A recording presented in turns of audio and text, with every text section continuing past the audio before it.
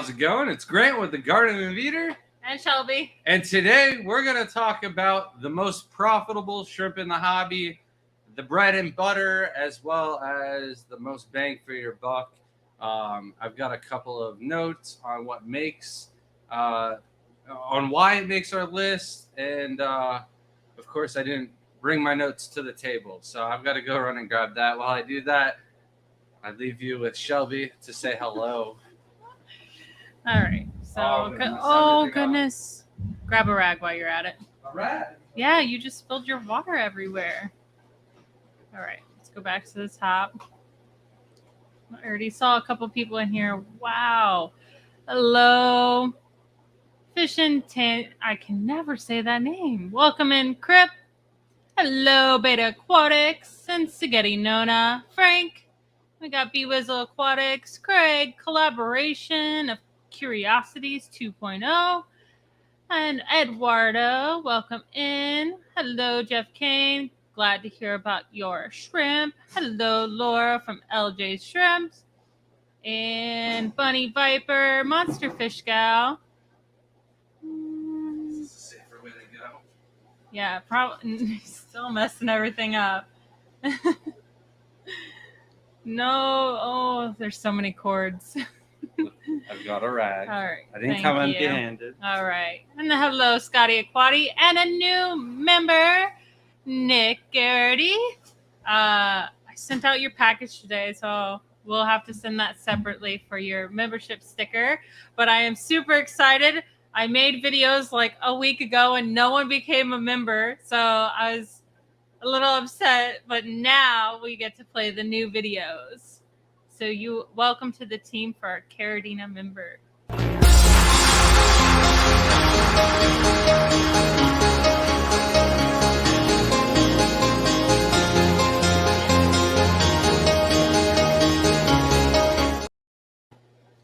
Welcome. Thank you.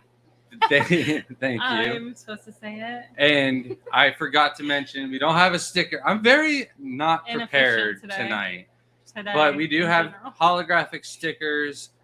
Those will go out to all of the members. And then also, starting next month, we should get brand new stickers for all the members for the next following year.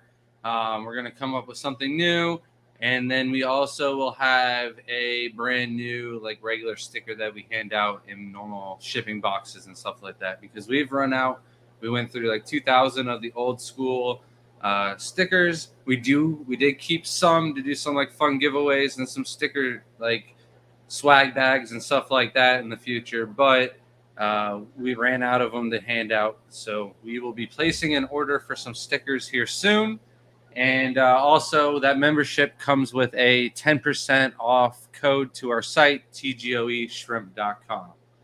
Also, Nick, we already have your address. So when you email us, we're actually switching to the new email because it is set up, thegardenofeater@gmail.com.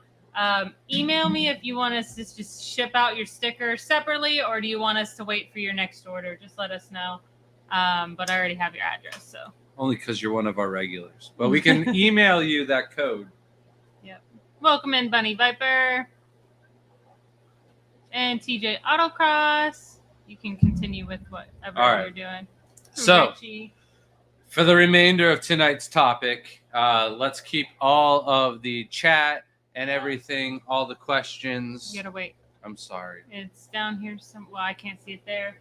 Thank you so much, Eduardo, for the gifted memberships. I didn't make a video for that one. How dare I? You need a gifted membership I know. video. I was going to, and I ran out of time. Well, but thank you, Eduardo. You're the best. Much I don't appreciated. have any of those now. No? No. Well, just do the member one, the max member, whichever one, the Sulawesi one. Sulawesi? Yeah, we'll do it. We'll do that. Send it.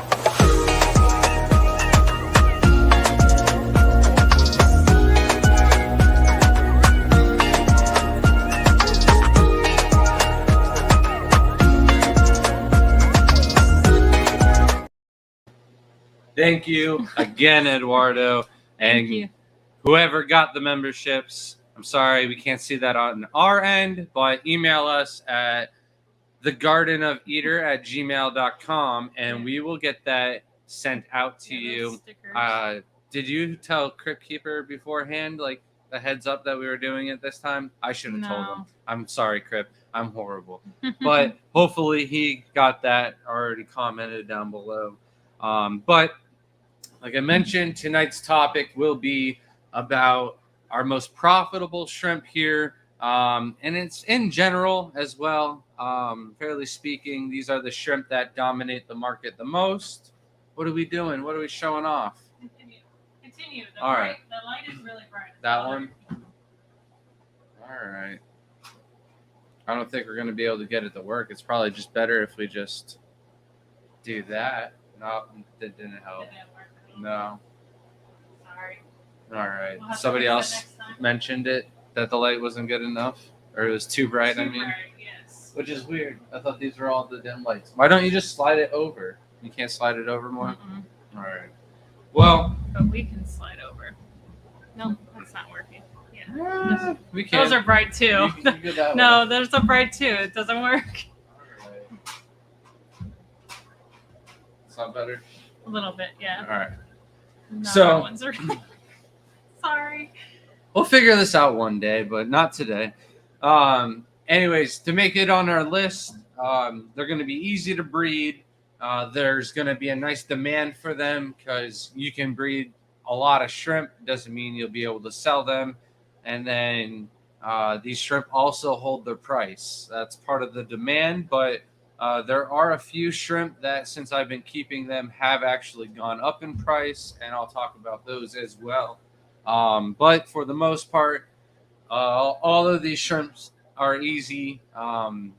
Like I mentioned in the past stream, there won't be any Amanos on this list. If you want to find out why, you can check out the last stream. However, to start off tonight, I will actually kind of change it up a bit. We're going to start with the Neos. This is going to be the bread and butter. Before I like wanted to touch on like what shrimp are profitable and stuff like that. If you're thinking about getting into shrimp, I have like a rough estimate cost. This includes, food, because you're going to have to feed the shrimp when you first start off. Prime or RO and GH, filters, GH, I meant salts. This is like just a broad list for Neo and Caridina, everything that you would need to get started in breeding. Lights, substrate, and the tank. And that's not the price of the shrimp included. It depends on what kind of shrimp you're going to be breeding, but roughly speaking, with Neocaridina, you're going to spend about $40 to $60 for your first 10 shrimp. You could spend 20, 30, 40, and of course, or buy 20, 30, or 40. Of course, that's going to increase your original startup costs. Thank you so much, Craig, for the $10 super chat. Says, to this awesome couple, Merry Xmas, and thanks for what you guys do. Cheers. Thank you, mate. And Merry Christmas to you, too.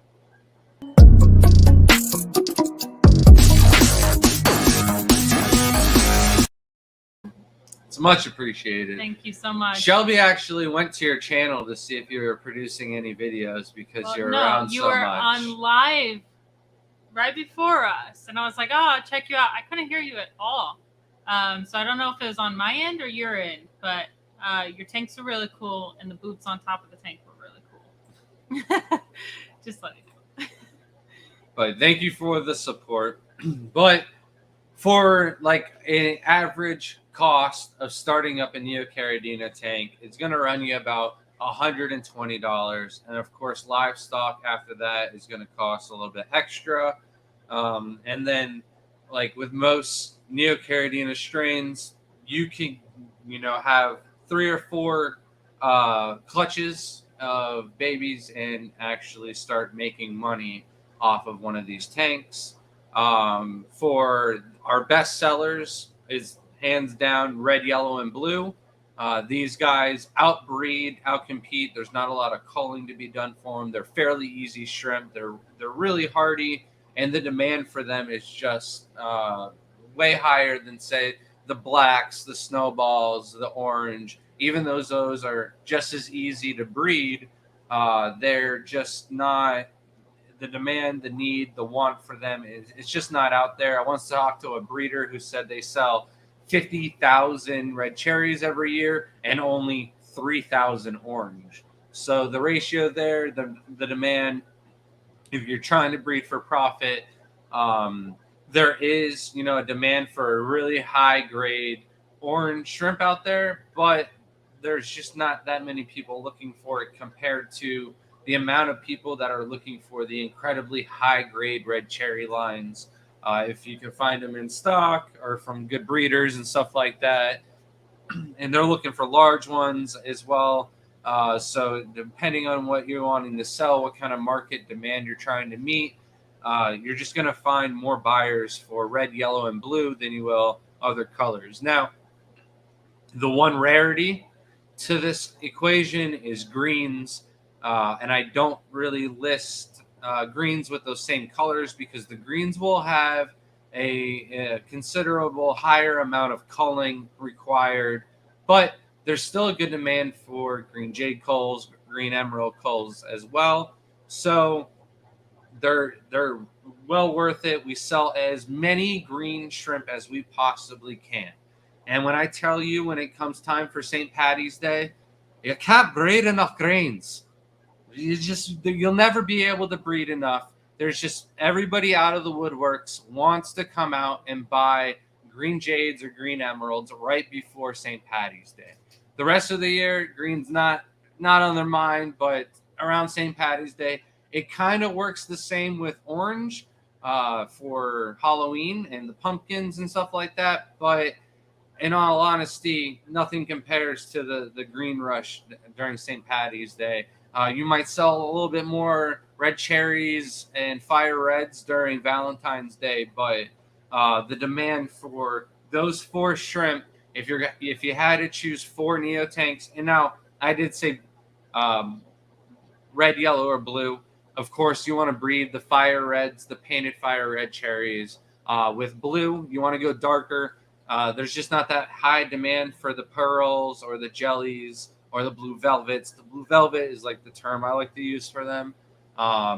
There's just 3 different names for the same exact shrimp.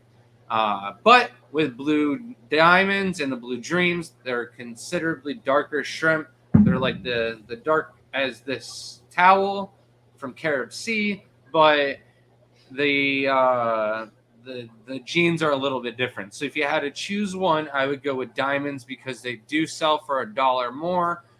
People do like the fact that they have a little bit less culling rate, and they do look just as nice as the blue dreams. So you can make a little bit more money off of the blue diamonds.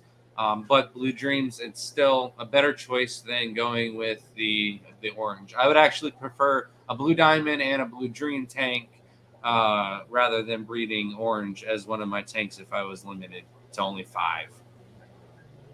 All right. Any questions pertaining to the Neocaridina? Not yet. There's so many people here. I feel like we're leaning too far. We should just bring this in a little bit closer. That might help. It was killing my back just a wee bit. Just a wee bit. All right. This is much better. I don't know if you guys feel better. I feel better. So now, depending on your setup, you can stick with the Neocaridina shrimp, or you might want to start and bump up and, challenge yourself. And with a higher challenge comes a higher risk, higher reward. And so thank you, Scotty. I will be talking about that a little bit after the topic. But Caridina setups, they do cost a little bit more on the initial setup. The main reason is going to be substrate. And then on top of substrate, if you don't do anything with your water, that substrate is going to be absolutely pointless. We have videos on everything you need to know about Caridina shrimp. However, if you're going to take up the initial setup, you're buying GH minerals and RO setup. I don't really think you should be buying RO water. If you're breeding for profit in the long run, you're going to be losing money and gas going to get that RO water every time. Unless you just go to the fish store every other day or, every week or something, and then you're not wasting any more money and gas. But invest in an RO unit. If you're thinking about keeping Caridina shrimp, also, you know when you've changed your filter maintenance and stuff like that. So it's a little bit easier at mind when, the guy's got 8 TDS for, 5 weeks in a row that you've gone to get your RO water. Maybe it's time they replace their filters, but you can't tell them that.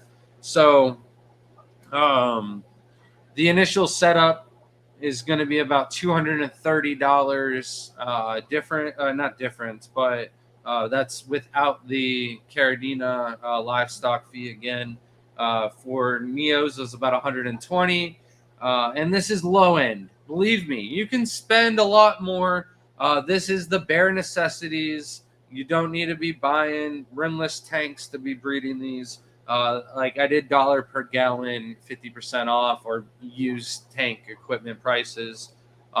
Feel free to ask any prices on like what a startup fee or cost would be on a filter or anything like that. I use cheap lights, and then it's only about $110 difference, and that $110 is substrate and the RO unit. You can get a cheaper end RO unit for about $50 to $80 on eBay.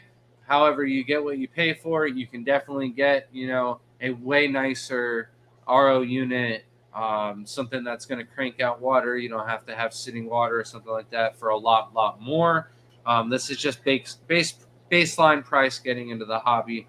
But for $230, it is going to take you a little bit longer to regain that cost before you start making profit. But with the majority of the Caridina species, you can do this in about 6 batches of babies. You got anything for me? No, there's so many people. It's crazy. It feels so hot. I know it sounds crazy, but I feel like it's so light. I feel like it's always on, and it's just because outside in Florida right now, somebody turned on the AC and it's not right. It's way too cold. And when you come in from there and you walk into the house that's at 70 degrees all year round, it feels like an oven in here. It feels like we're in Texas. It's brutal. Things to complain about in Florida. And I really thought our heat was bad, but Texas, I thought I was gonna die. I like humidity because it's like I don't know. I feel like a fish out of water in Texas. It's way too dry. I feel like I'm gonna die. It's like drier in the house than usual. Like it's pretty dry, but it's not humid enough. Take some lids off. All the humidity is outside though. Yeah. All right, back to the topic. We've got our Caridina shrimp. We've got the beginning to start off with. I have the tigers. These are going to be like the bread and butter for the majority besides crystal shrimp. I'll talk about those next. However, with tiger shrimp, you can do either or. You can do a Caridina setup, go all in. For us personally, that's the investment I'd make because we do breed the Caridina, the tigers, including a little bit faster in the lower pH and 0 kH. It's just the only way we've ever been able to meet the demand for Tangerine tigers. I've got people who are asking for Neocaridina Tangerine tiger parameters all the time, and it just takes them so long to breed. I've got 2 tanks now going for that purpose, and now a third. The 55-gallon tank in the garage is now tap water, or will be the next water change. I'm not making RO water for that tank, but they breed so much slower, and for that reason, I think the initial $110 more setup cost is worth it, especially when we talk about the last shrimp on this list. But first of all, Tangerine tigers. I mentioned the red Neos, right? The red cherries. Or what was the question? I'm sorry, Guppy. Just says red Neo. Sorry. I have a halo. Jamie says, maybe. All right, but the Tangerine tigers, they're a fan favorite. A lot of people like the orange color with the stripes. Not a lot of people like the orange Neos, but Maybe it's the fact that you can put 2 different colors in the same tank. A lot of people like blue, and then a good color to complement that is orange. So the Tangerine Tigers do really well in like a tank with the Blue Dreams, or I would say Wild Neos. I don't know a lot of people that want to buy Scuds. I get a lot of people that want to buy Wild Neos, and they breed like crazy. But the Tangerine Tigers, they can be the easiest shrimp to acclimate from Caridina parameters down to the Neocaridina, and they just don't breed as fast or grow as fast, but they breed in a wide variety of parameters. The only little kind of like limit they have is high temperatures, but we're putting that to the test outside. Maybe it's just the Stardust and the Auroras and the other shrimp, but we have had 0 issues so far with the Tangerine Tigers outside and in the garage, and up till today, the garage has been getting decently warm. A lot of pregnant females. I'm sorry, that was loud. My bad. I'm getting thirsty. Only Oscars. You don't need to write all this down. Crypt Keeper has the notes flowing, and they will all be time stamped and in the description sometime after the stream. Probably not tonight, but we do need to get to that sometime next week and update the rest of the videos. Next on my list for tigers is going to be raccoons and Stardust. A little bit more expensive shrimp, don't breed quite as fast, but they're right up there. They produce quite a few numbers. I've bred both of these in Florida tap water now, and they look great. Stardust look a little bit better when they're pregnant. They're a little dull when they're not, but they're great looking shrimp still. They breed really easy. They've got some attitude to them as well, and the demand for them is there just simply because they can go in both parameters, as well as they have that really nice Caridina Stardust kind of galaxy look to them. Sadly, it's just the adults when they're pregnant. Only Oscar says, is there a filter you recommend for a 10-gallon shrimp tank? Always sponge filters is the best way to go. Yes. Coral Works said, snowballs require more choline than just a red, right? No. Snowballs actually don't require like any choline at all. Reds would throw a lot of coals, depending on what quality of reds you get, from fire red to, red cherry. It's almost clear to like barely any red on it, where the snowballs, really the only difference between one snowball and the other, if it's a male or a female, and the female is going to have that white saddle or white eggs, giving them the name snowballs. Otherwise, they would have been like another ghost shrimp in the making. There's so many ghost shrimp. The ghost bees, ghost shrimp, any kind of clear shrimp caught out of the wild is given a ghost shrimp name. All right. Now, to the final one on my list for tigers, and this covers all of them, is all the orange-eyed blue tigers, from the blondes all the way to the blacks.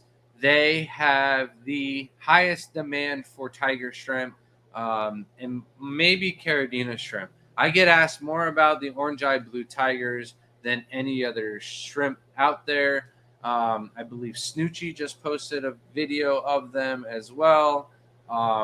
Forgive me, I have been super busy the last few days. I have not gotten to watch it. It is on my list of things to do, but these alone got me into wanting to keep shrimp and crossbreed. I thought that it was the coolest looking thing, and that we could get different colors and combinations. And yes, we can. It's just not the way that I thought when I originally got into the hobby. I thought it was like red cherries crossing with the tigers, and that's how you're making them. And they were all like very similar species, genus, everything. They're just different colors and variations. So very excited that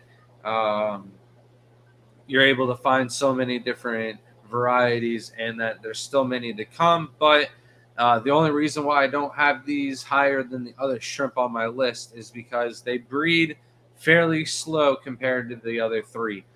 Tangerine tigers outproduce 10 to 1 with the orange-eyed blue tigers. So for that reason, maybe I make more money off of one tangerine tiger tank than I do the orange-eyed blue tigers, but they're both very, very profitable. The demand is just very high for both. Roberito, welcome. Can you still cross the blue diamond and with Bloody Mary like Blue Dream to get purple?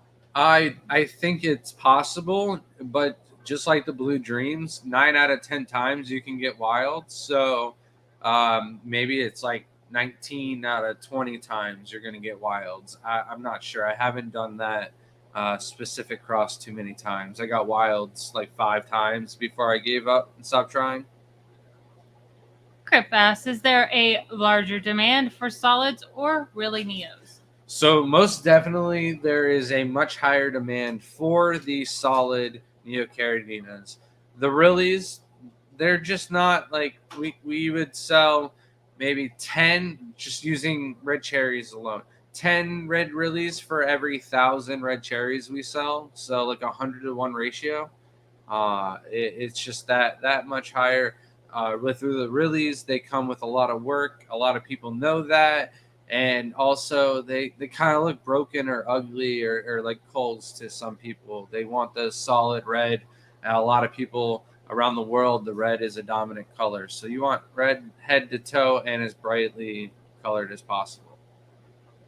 I came up with a new color that would be in high demand. Like, say I somehow get green between red, that would be in high demand. Did you say something like that? I'm sorry. I mean, I wasn't listening. I was reading. we have some greens that are throwing like some orange coloration, and when the orange color overlaps on the green, it makes like a red. But it's not a really variety. So right, but I'm saying cool if the really pattern, if you come up with something new, it would be in larger demand than anything else. Brandon said, is there profit selling a Skittles or Cole Neos? Yeah, so the Skittles, it's a lot of work, but there's some people that just want like a deal for Skittles shrimp. And I'm just like, yeah, I'll do it. But like, go to the website, order 5 of this, 5 of that, 5 of this to make your own Skittles package. For me to just go and say, oh, I'm going to grab you one of every color shrimp and put together a 10-pack, I don't have a tank for that. I don't have them acclimated for that. So if somebody else were to go, oh, hey, I take the time to acclimate 50 reds, orange, yellow, blue from different tanks all into one tank so you can ship them in one bag. It makes it really easy to catch all the colors. There's definitely a market for that. I just don't have the time. So I recommend to people, if that's what they are looking for, buy the culls and buy 5 of every kind, and then you're going to get 5 different bags or whatever, however many colors you get, and then you're going to need to drip acclimate them all separately.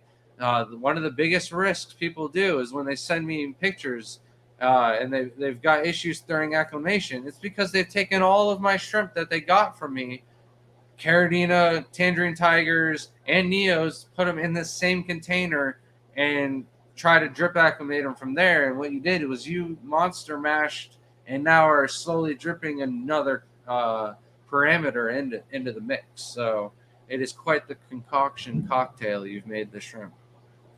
Little off topic. What RO system do you use? BRS, but that's just because that's what we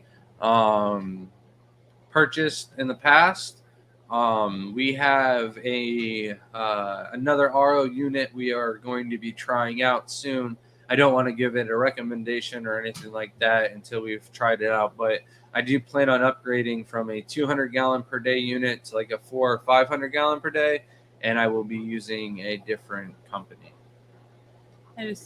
Coro says, my work lets me fill up a jug, but I want to set up an RO with rolling brute trash can, and then you get to our level, and it's like 6 rolling fruit trash cans. The army of trash cans, I like to call it. The kids come over from the block, and like we'll be in the middle of water changes, and they're like, "What are all these trash cans?" It's hilarious. And there's nothing wrong with BRS.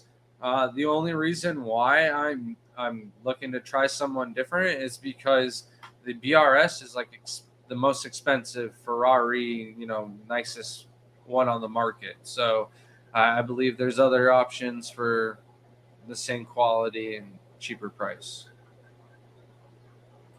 Would you breed in a tin, or can you get away with smaller tanks? All right, so for all of these breeding for profit, I recommend 10 gallons or larger. If you go smaller, they are going to breed slower, grow slower, and for that reason, it's going to cut down on your price when it's not that much more expensive to go up to a 10-gallon tank. That's why all of the racks that we do are all 10 gallons. We could easily fit 200 tanks on that wall if we did 5-gallon tanks. However, it would reduce my breeding. I could do 50, 20-gallon tanks, but then I wouldn't have as much room to do different projects. So 10-gallon, it's the best all-around tank for doing what we are with shrimp breeding. Ooh. Liquid Rock Aquatics, welcome in, said, do you think dark totes or clear totes would work for shrimp to kind of set it up and leave it? So for Neos, you want to do something outside? Absolutely. I would set up a dark tote. That way the color kind of is improved on the shrimp. If you do clear, they're just going to try and like match that the best they can. Shrimp do have a little bit of camouflage reflex. They're not cuttlefish, but they do a little bit better than chameleons, I think, especially the greens. If they want to lose all of their color and dump it and be clear, they can look like a quite ugly shrimp. And then you throw them on a black substrate, and they're going to look really dark. But the Home Depot, those yellow lid black bin totes, those would be good ones to use if you were looking to breed some shrimp, some Neos. What's up, Scuba Steve? I just bought a 4-stage 75-gallon a day RO unit. Yeah, and a lot of times it's just the housing that you're buying from these companies. That's why I was like, BRS is great if you're not worried about leaks or anything like that. However, if you're using different filters and stuff like that, the BRS filters are really expensive. We buy the packs off of eBay. I look for like a good deal. I look at the microns and stuff like that, and these filters last us quite some time in our Florida tap water. I changed the sediment filter, the very first one, the little one that turns yellow, maybe once every 4 months. So very nice, Dee. Matt couldn't do it, but Dee's got it locked in. So we already answered this. I don't know if it's just because we're behind in chat. There's been like multiple questions for the same. I'm struggling already. I'm sorry, guys. It's hot. I don't understand. It's really hot. And the AC is at 70. Everything's gravy. Yes, Bunny. If you don't have RO, you can use distilled. Yeah, so it can start hitting the tanks. I don't know if it's a joke. Oh. Gosh. All right. Moving on. Sticking to Caridina, we have the other bread and butter shrimp, and that is going to be crystals. I cannot tell you how many times I am selling crystal shrimp before they are even sellable on the website. First of all, or listed for sale in general, I like to sell the shrimp at about 1 centimeter in size. These are, the best shrimp. You can still kind of relatively tell what they're going to look like as adults. They're really hard to sex, so a lot of people won't accuse you of sending them all males or anything like that. So it's good to get a good ratio. And they're still small enough that they're made out of magic and rubber, that they can they take and weather the storm of shipping. They can last for 2 to 3 weeks longer than adults can in shipping.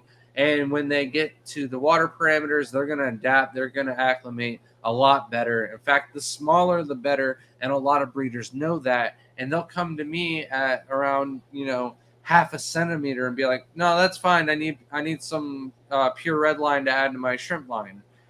They know I have a very diverse genetic line from 5 or 6 different imported lines when I first got them. And I've been working on in 4 different tanks, that exact line to make it my own. So they usually sell before I even think about putting them up on the website.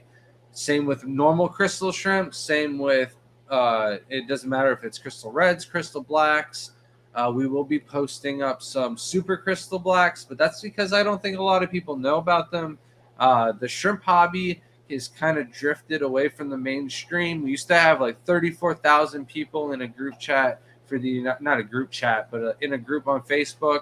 And it was fairly frequent. Like you could post up on there, hey, I have this shrimp for sale and 10 others, and they'd sell rapidly. Like you couldn't keep shrimp in stock if they were homebred in the United States. And then they made the rule where you can't sell on Facebook anymore. And that group quickly died. It's no longer like active. Shrimp Pimpin' is like the go-to Facebook group for the United States. I think Shrimp Keepers is like a global, but a lot of European breeders. But it's just not like how it used to be on Facebook anymore. But should I answer that question? Snoochie Boochie said yes. Will Amanos breed with other Caridina? No, they cannot. They cannot crossbreed. And Brandon said, would you consider breeding for personality? Some shrimps are snobs. That's kind of why I like the Stardust, is because they're savages, because they're snobs, because they take the food and they run away from it and stuff like. It's interesting to watch. When you just have a couple of polite shrimp all sharing the food, there's no reason of posting a TikTok about it, running around, and 3 shrimp now are angrily fighting over one piece of food. Or I did post a TikTok about it. You did? Yeah, it's them screaming at each other, punching. It's the Stardust specifically. So they're much. But I was hoping you'd tell people about your your timeout tank. Oh, we had a timeout tank because we had a shrimp. No matter what you did, the shrimp would just kill the other shrimp in the tank. It was a tank tie. Yeah, he would drag the other shrimp down to we call it the Punisher shrimp. The Punisher. Frank Castro, I think. I don't. Frank Castro. I don't know if that last name's right. I'm sorry. You watched too many. Comic trivia has gone out the drain. However, the demand for crystals is just so high. If you decided you wanted to breed pure red line or pure blacks, it didn't matter. You'd find buyers for those shrimp relatively easy, especially them being bred in the United States. Or if you had them in Australia, Craig, I'm sure they'd sell like shrimp over there. Sell like shrimp? I'm just thinking like Australia, like what sells other than barbecues, like shrimp, Scuba Steve, yes, he did tell me I sent out your box today that all your new merch is on the way. Yes. And I'm excited for the shirt. Hope the good thing is we're the same size. I think he sent us 2 shirts. Oh, okay. So well, if you didn't, I'm still gonna steal his. Don't worry. I've been asking him. So many people have been wearing your shirts during live streams, and I go, Grant, I need that shirt, and he's like, I know. It's my fault. He probably had a T-shirt for me. But he was all like, yo, let's hang out. And I'm like, yeah. And then somebody fed me way too many tacos, and I forgot to message Steve. It's usually my fault. No, it was Aquacella's fault. They fed me way too many tacos. That wasn't the tacos. That was the problem. It was the tacos. It was the endless margaritas behind them. No, it was the tacos that made me thirsty, and then they never brought us non-alcoholic drinks. I ordered a water. I never saw it. I ordered a lemonade. It never came. The guy next to me ordered a Coke. It never came. Like, they forced us to drink margaritas. All right. So crystal shrimp, number one out of all Caridina. Those will be the highest demand out there. Next on my list is going to be blue bolts. They still to this. Oh, I forgot to mention something. Back to the orange-eyed blue tiger shrimp. They are one of these shrimp that have actually gone up in price. When I first got in the hobby, you could find like relatively nice colonies of blue for like $6 a shrimp. They have gone from $6 to $8 to like $10. Now some sellers are selling like orange-eyed blues for like $15 a shrimp. So they are definitely holding their demand, and price has gone up because of that. You don't have to answer right now. Just put it up. Well, it's distracting. Let's go. Sorry. Jamie said, any suggestions why my shrimp, Neo, and Caridina have stopped breeding? I have not changed anything. All water is remineralized RO weekly. All right. He so there is Canada, the whole winter lull, slowdown, or whatever. I would like to know how. That's why I wanted to ask this now. How much water change do you do a week? Weekly. I know. But how much are you doing? Percentage. Yes. And we can go on from there. And your temperatures. Have your temperatures dropped in the tank specifically or in your house? Because most of the time, if your house is already heated and your tanks are staying at the same, because like when winter hits here, we heat the house if it gets too low, and our tanks stay generally around the same temperature all year round. But if you don't heat your house and you only use a fireplace or something like that, some people do. It's weird, I know. But they do, and your tanks are getting dropped, obviously you're going to have slower breeding when it's too cold. So the next shrimp next to blue bolts, I have to say, are shadow pandas. Blue bolts, demand is higher, easier to breed blue bolts for whatever reason. And here it is, the Dr. Anthony word of the week, homozygous. All of the genes line up, and they are easy to breed just blue bolts and nothing else.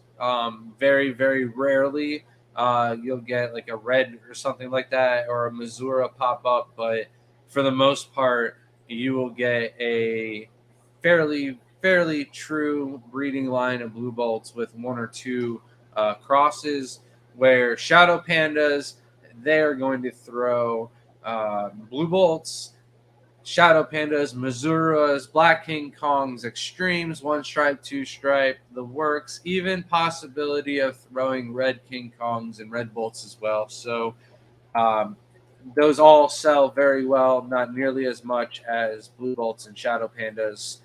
The extremes do, but again, just like breeding out, you'll get the King Kongs, you'll get maybe 1 out of 100 will be extreme. And for whatever reason, 1 out of 100 of those will be female. Majority of the extremes is male. I have no idea why. It drives me nuts. Sorry, Whip says, I'm going to shoot you a picture of the water parameters, and you tell me if them easiest yeller ones will do okay. I need easy, really easy. Yeah, if you guys ever have any questions, just make sure. We do have the Garden of Eater at gmail.com email as well if you need some questions answered. The best way to reach them is on Facebook through Messenger. For sure. If you needed fast and immediate emergency answers or anything like that, Facebook is the way to reach out to me. I am not as well prepared on email or band or Instagram as I should be, simply because there's way too many things to be checking all day. I'd be not taking care of the animals, tanks, or anything else for that matter. One question before. Okay, so Bunny Viper says Neo or Caridinas. Distilled water okay for them? Do you need remineralizer for it? I saw her. You'll have to use remineralizer. If you're trying to keep cherry shrimp, though, you're probably going to be better off using tap water. Depending on your tap. Yeah, but majority of the United States has clean tap water unless you're living in like Flint. So. Do they still have a problem? Yeah, I think so. That's so sad. Unless Elon's machines have gone in, but there's still other places. That's when I will respect him. Email him, tell him if he fixes the water in Michigan, I will respect Elon. The man made PayPal what it is today. So done. I lost where we're at. All right. Next one on the list. I have to say blue steels. They're kind of like a Blue Bolt wannabe, but they do produce, some ugly. Well, I like them, so they're not that ugly.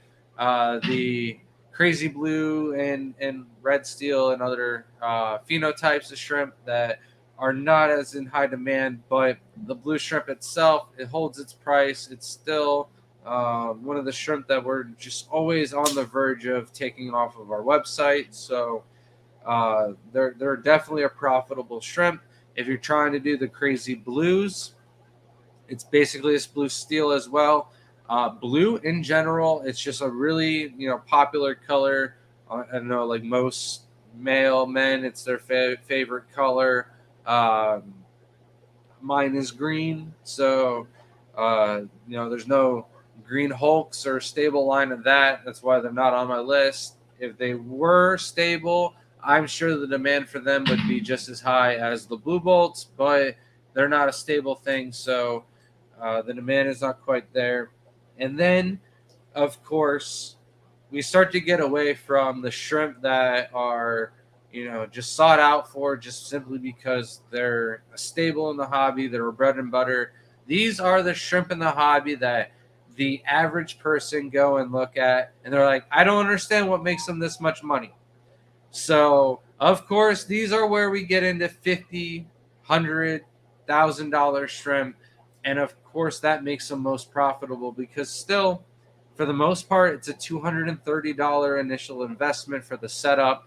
But now, if you're going to be selling $2,000 shrimp, chances are you're paying more for those initial shrimp. So, like, just a thought is the most expensive shrimp we've ever bought are the fancy tigers when they first came out in the hobby. We paid $200 a piece for those shrimp. I have never sold a single fancy red tiger for more than $55, no matter how nice of a grade. Now, when I got my fancy red tigers, they were just barely medium grade at best. Now, I can't even sell competition grade fancy tigers for like over $100 in the United States. I'm sure I could, but like, would I feel all right about it? Like, no, like I just don't think they're worth that much money compared to some of the other shrimp out there. Like the next shrimp I'm going to list, those I can see spending that much amount of money on. However, the fancy tigers and other shrimp, if you spend $1,000 on a shrimp, expect to get a lot less. These are not a lot less for your offspring. These are not shrimp that are you're going to be able to do work on them and get quick improvements and sell them for more money. Chances are they're that much money because out of 1,000 shrimp, only 2 or 3 of the shrimp actually look like the ones that are worth the high price tags. So your yellow and blue diamonds, your yellow neos and blue diamonds are both Neocaridina and Scuba Steve. They can crossbreed, and they will for sure make some wild type shrimp. It would be really cool if you got yellow and blue, but like that'd be winning the lottery, like a very small lottery, but still very low chances. There's always possibilities. So now I want to put blue and yellows in a shrimp tank. Going to do it. The next shrimp are going to be the Galaxy Pintos. Now this scales all the way up to boas, to the snowflakes, to the metallics, all the way to the pythons. And it doesn't matter if it's red or black, these shrimp can fetch a very high price tag.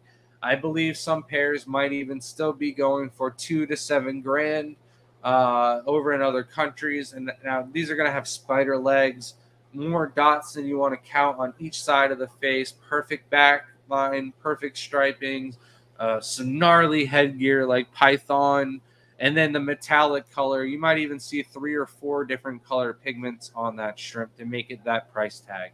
And then you've got to have a male and a female that look identical same in order for that price tag to be that high.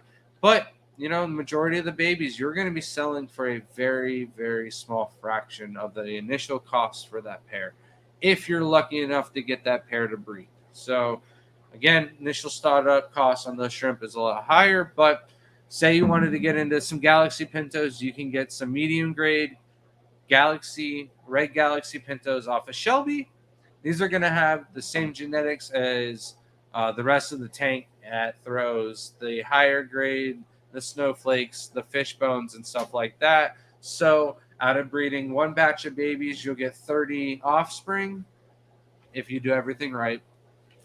And then out of 30, 2 of those might be high grade, and you can move those to the side. And after 3 or 4 clutches, you can start and work on your own line of high grade Galaxy Pintos. But then, of course, the boas, you're going to be spending $50 to $100 per shrimp on those, but you'll be making more money when you sell those offspring.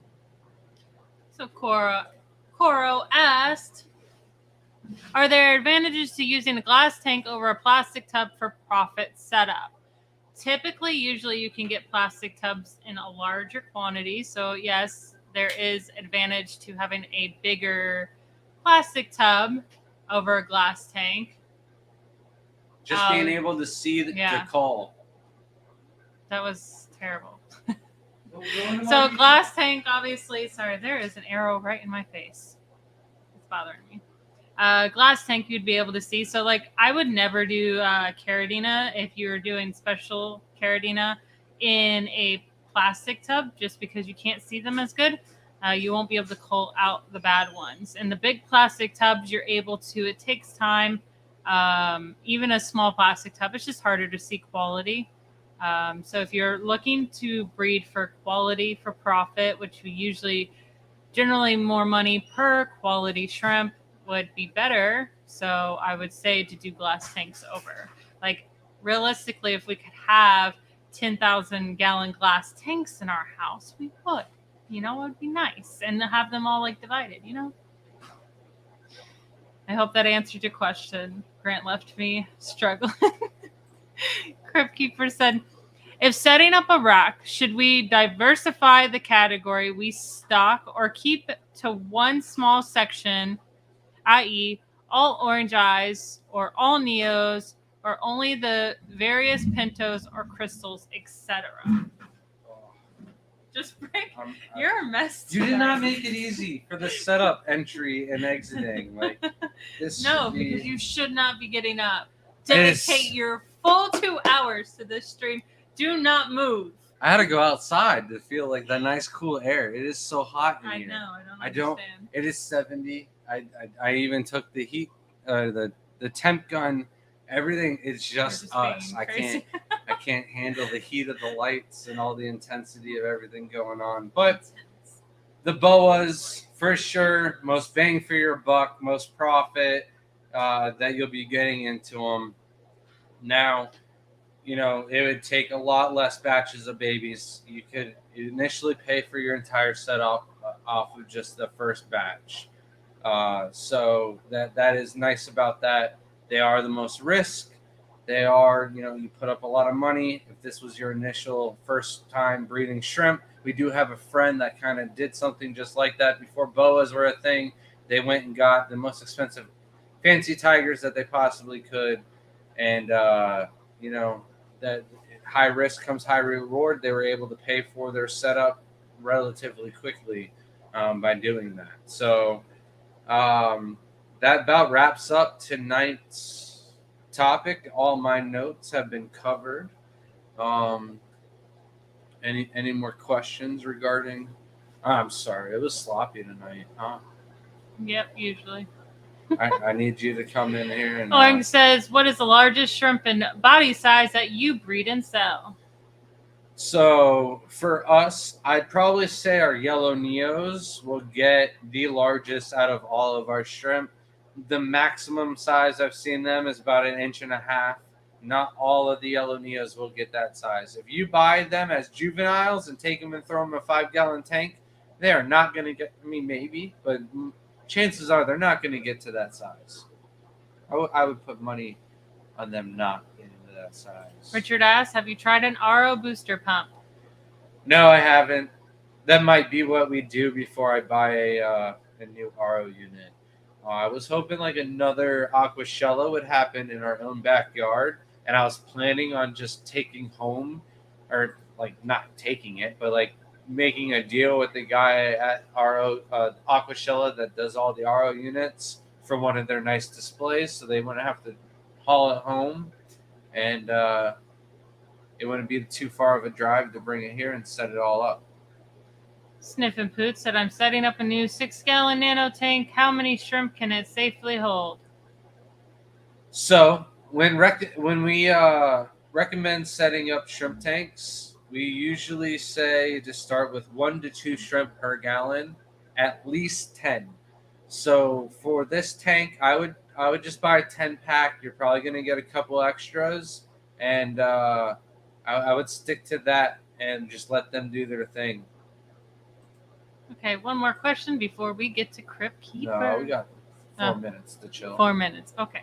Oh, then I got an idea after that. Blake Stevens, do you guys also keep other shrimp like bamboo shrimp, or mainly Caridina and Neocaridina? Don't forget about our beautiful Sulawesi. So, and Leopoula. Sulawesi. Oh, Dr. man. Anthony's ripping his hair out. That's next week's word of the week. However, the bamboo shrimp, the Amanos and stuff like that, they don't breed in captivity. Like the majority of the Amanos that are in the hobby were wild caught. It's just so much work for a $3 shrimp to make them freshwater to brackish to salt and everything to come back in it. We touched on why we don't have those types of shrimp on last week's stream, but we do have new shrimp from Peru. I wouldn't be like too upset if some bamboo or vampire shrimp ended up in the discus tank like Ruben has. So nice. And Dr. Anthony. Wow, we'd be just copying Ruben over there, putting some bamboo shrimp in a nicely beautiful discus tank. If you guys catch me looking at this direction right here, it's because the discus have finally warmed up to us. They're actually eating now right when we drop the food into the tank. And so, yeah, I think they might have even paired off into 2 separate pairs, which is sad because now I feel bad I didn't get 6 of them and there's a 5th wheel rolling around. But I love them, and they kind of steal my attention sometimes. But I would love some bigger shrimp in there, like Ruben has. Yeah. We also do have shrimp from Peru, too, that have little claws on them. But we have the smaller ones so far. Yeah. We'll be getting the larger ones. I'll probably be hitting the dock up for those after Christmas. Again, I've got to mention that later. This is a good comment from Brandon.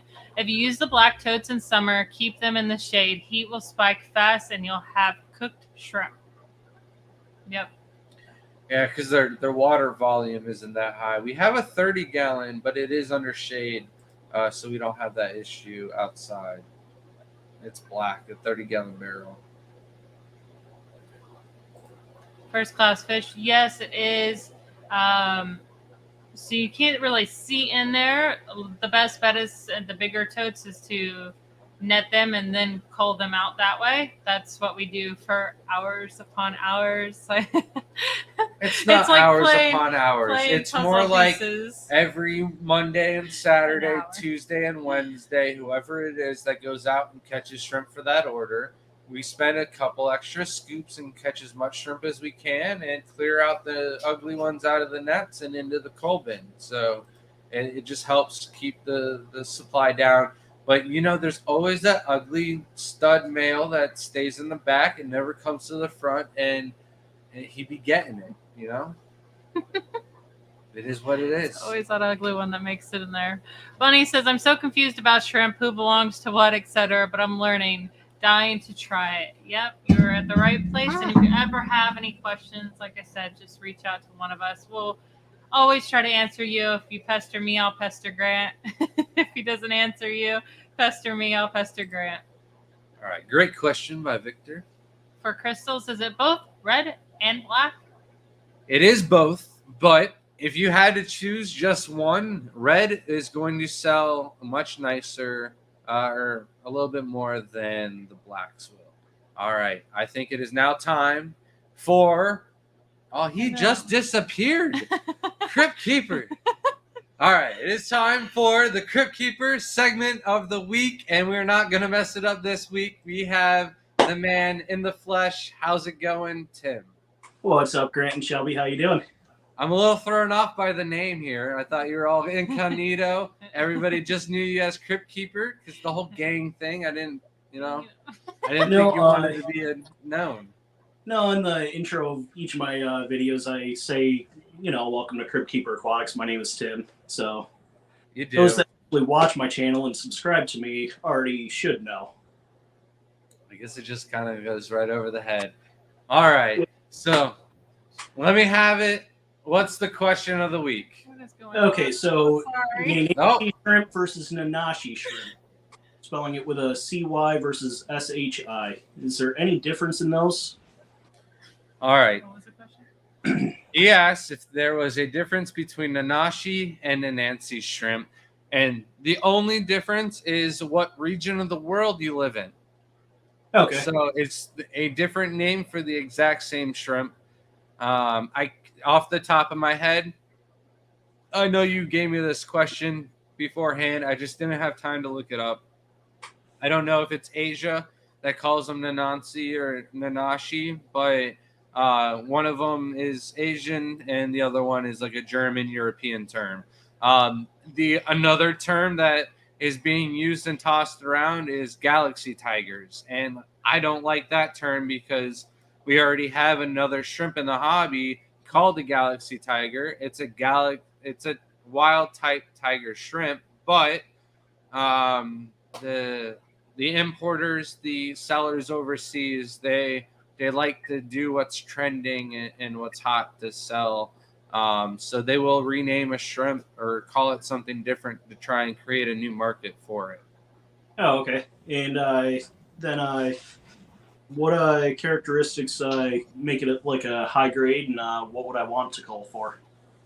All right, so I'm not going to call out any names, but there was a video recently posted, and somebody it was Flip because it was the shrimp contest video. So I'm sure some people who are watching have watched, and he referred to the fancy tigers as having a Nanashi pattern.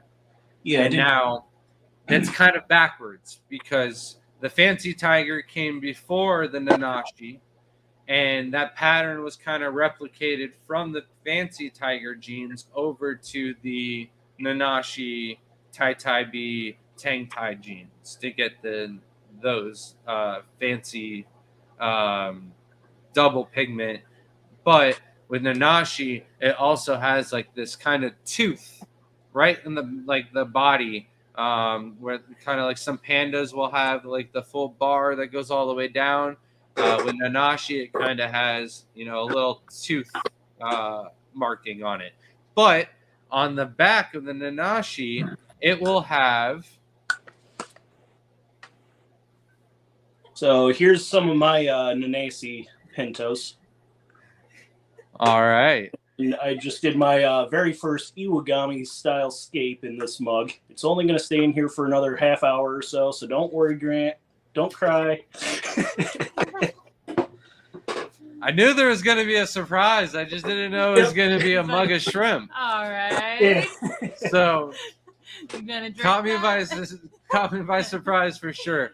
But if you notice on the shrimp, the first white part of the shrimp, that's the mask. Almost all Nanashi Nancy will have the mask. And then behind the mask, the next white bar, that is the tooth. So that first marking, you want it as basically like a rectangle with a little triangle taken out of the bottom to make it as sharp as possible. All right? Okay. So the higher the grade, the sharper the tooth will be. Or the reverse, I'm sorry. The sharper the tooth, the higher the grade.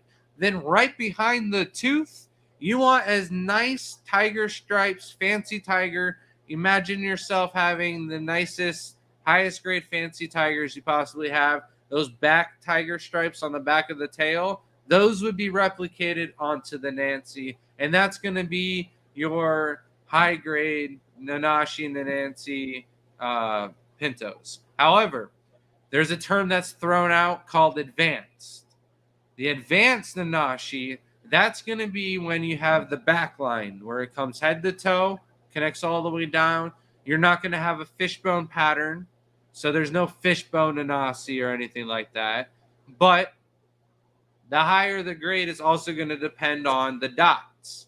So behind the mask, between the tooth, you can also get some headgear. So the more dots on the face, the more high grade, the more advanced it's going to be. Also, some of the advanced patterns will be metallic or purple and stuff like that as well.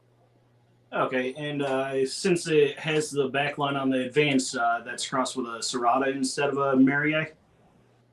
So all of the Nanashi are crossed with the Serrata gene already. It is the exact same genes as the Galaxy Pinto, just a different road. Oh, so okay. instead of selective breeding for, that's why some of them have the backline and some of them don't. It's because you can crossbreed them back and you can get them middle of the road, and that's kind of like the missing link. Gotcha. Very cool. Now, you had another question. Did you want to ask that tonight as well? It's actually in my phone, which is recording me right now, so I'd have to close out StreamYard. There's my phone. Oh, all right. Shelby's got my phone. There was 2 Crypt Keeper questions of the week this week. Usually there's like 3, maybe 4 that he comes at me, and I'm like, this one's good. Let's use this one. This week it was two good ones. Like in the beginning, it was like, dude, these are really good. I'm trying to look at and talk at the same time. All right, so the second question, and I love this question, and I wanted you to ask this during the stream, and I don't think you did. I thought it was going to come up when I mentioned something, but is it more profitable to stick to one small niche within the shrimp varieties or to diversify them? Example, would be breeder XYZ is the best at boas but has nothing else? Or all Neos or Pintos or Taiwans, etc.? Or is it the best to grab few very different varieties to try and snag a very small piece of each category's sales? Now, sorry to everyone who didn't get all of that, and these 2 that did not give me that question before we started so I could pin it. How dare you? But continue. Now basically what Crypt Keeper was asking me, is it better to stay in a small niche and make yourself the known, like say the Tiger King?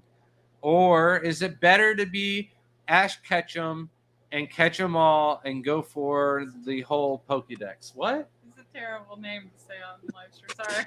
It just sounded weird. All right. Listen. Rolling with it.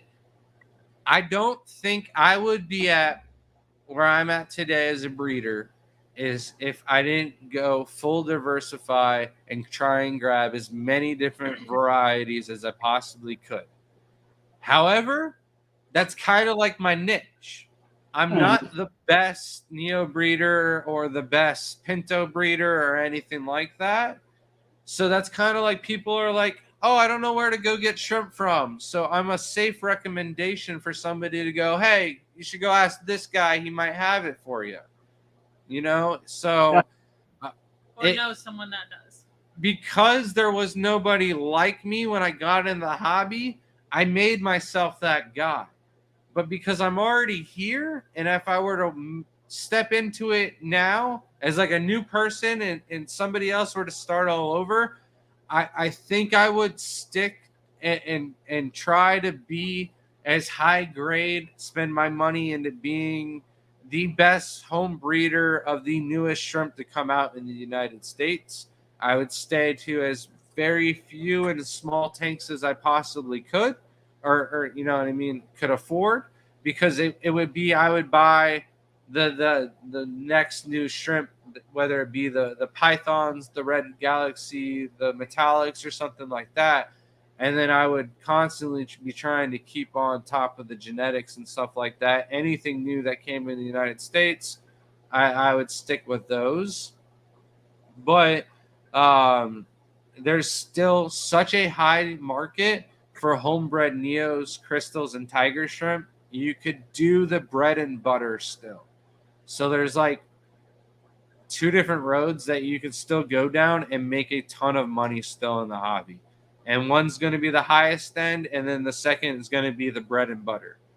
I don't really see there being a point into going and collecting all of them unless you like. I'm so far deep into the hobby that I want all of them to breed and selective and make something new, that it just doesn't make sense for everybody to go out there and buy blue bees and super princess bees and all. They're not going to make you that much money at the end of the year. But because I want to have a mutation with the super princess bees, I'm willing to keep breeding those small numbers just to play those small, chances of getting something different. So, okay. Thank you so much. That makes a lot of sense. One thing to add, though, for a big reason. So he likes to collect different ones and do different breeding and genetically breeding and making a new shrimp. Now, that's all cool, but a lot of people are not putting quality into certain types. So I would say that a lot of people, if you have the time and you don't have, like, say you're working a job like most people do, and this is their hobby. As far as a hobby or getting into it, I would say pick the shrimp that you enjoy the most and work on the quality, because I can have pintos for years and not get to the quality that I want to, where like even Chattanooga Ed said later, spider legs. That's a big thing that a lot of people don't think about. The coloration on a shrimp's leg is overthought in most of the people's when they're, making quality. And obviously if you breed them by the massive, you'll still have good quality come out of them. But taking the time to make sure that that colony is absolutely perfect, that every baby coming out of that colony is gorgeous, and you're getting a higher quality every time and culling out the bad ones. I think that some people need to do that. And I think we need those special people in the hobby to do that. Say they have 10 tanks and they specialize in those and those tangerines and those, getting the deeper orange instead of sometimes they start to fade. It's the quality of the shrimp that is going to get you a good name, competition grades, and really enjoy the hobby. And I don't know, I differ in that if you have it as a part-time hobby and that's something you're interested in, I would do it as quality. Because there's people who have had a ton of impact in the hobby with just a single type of shrimp. Where there's been people who have told me that I'm going to be nobody, and they've seen the same people like me, and I've come and go, who are no longer in the hobby, that didn't make any impact in the hobby whatsoever, because they tried to do a little bit of everything. So if you wanted to do a nice quality, there's not anybody working on, say, like a specific line that is being known currently. As far as I know, like there's a few people trying boas, but like, everybody's doing that. I'm talking like, I don't know anybody in the United States that has their own pure red line of crystals that are like, oh, these are worthy of comparing them to Vins or anything like ours are nice. My pattern is nice, but I still feel like I'm probably like 5-10 years behind from getting that. Like, oh, those are so bright white, it looks like veneer teeth. Like that's where and you the want leg the crystals to be. Yeah. Okay. I would like to answer this one with you, Crip. What is your lighting schedule for your breeding shrimp? For mine, yeah, it's different on each of the 13 tanks that I've got in this room. It's different for the one I've got in the next room over. Yeah. Usually about 10 to 14 hours. I've got a lot of crypts, a lot of moss. So my answer is going to be all over the board. It's different for all 388 tanks for us. Sometimes we forget there's tanks in the garage and they ran the entire first night just because we forgot to turn them off. Mm-hmm. There's There's tanks that turn on when we wake up in our bedroom because they're not going to turn. Like, we slept in today until 11 o'clock. That is not going to happen. We're not going to turn the lights on, while we're sleeping still. So those lights turn on and off as we, need them for our bedroom. So, but in an ideal world for breeding shrimp and the lighting schedule, obviously it depends on what you have in the tank as far as plant wise. But if it's just shrimp, probably like normal. I was trying to make the point where it doesn't really matter. What you should try and keep an eye on is your algae. So, like in the bedroom, we have 5, 6, 7 lights going on in the bedroom. I have one of the lights completely off because I have 2 tanks with a little bit of algae showing. Kill the lights for a week, turn them back on. The algae issues usually correct themselves out. All right, before we answer any other questions, I don't want to take up any more of Crypt Keeper's time because we need him as a moderator. He was gracious enough at the last event that we were at. It's on my side. Is that what we're going to do first? Yes, but not. Yeah, I'm sorry. Give me 1 second. What was the last event? We were at Chicago Aquashella, and he handed me this. I forgot. All right. I'm also going to throw in something with this as well, but this is from oh my God, Crypt Keeper. It is a 2-part, but it is a anti-ick and basically treats everything. It's a complete emergency medication treatment for both fresh or salt water, and it is shrimp safe. All right, I should have just let you sell it. You knew exactly. I legit haven't looked at it since you gave it to me, and I'm like, oh man. But now that we're getting into fish, I could see us needing something like this in the future. So it's Crypt Keeper recommended. So I'm probably going to be trying this out. But you guys could try it out thanks to Crypt Keeper. So hashtag Crypt Keeper, and we're going to raffle this off. Not raffle. Giveaway. Yeah. But I'm also going to throw in a box of Aquachar. So can't use them at the same time, though. Yeah, it is. Cool. I was going to mention that, Shelby. Okay. Let me get to it. It is going to be what I use a great. That's Aquachar in there. I don't know if you guys can see. Oh, nice. Try to get some better pictures as the water clears up in the next 10 minutes before I put the shrimp back, but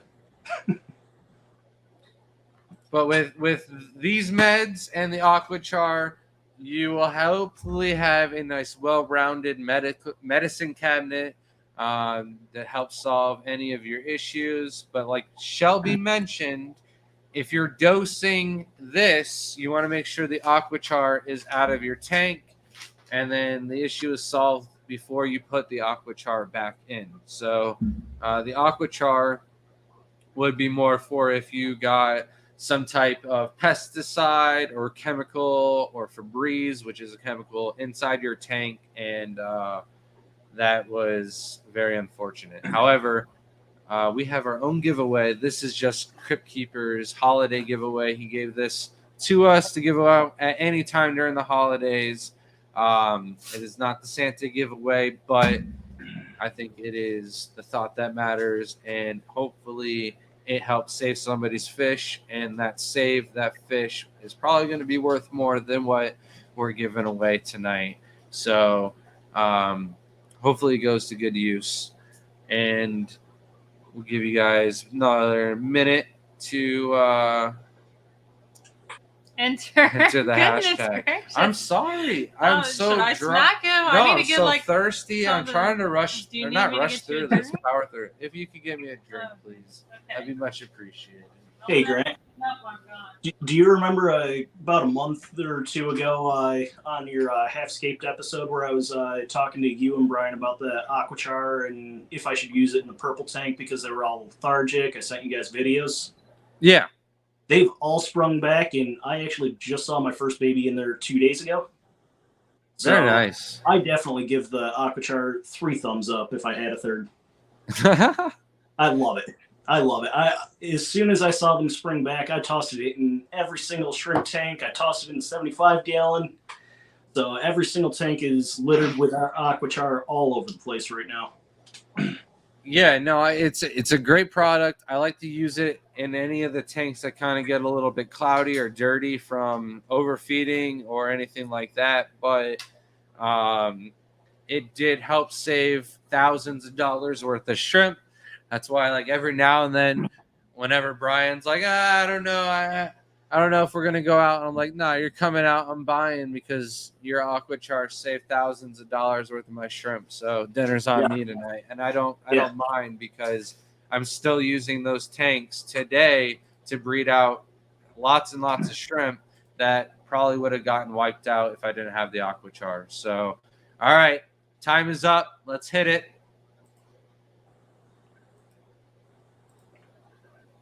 All right, good luck, everyone. Thank you, Shelby, for the water.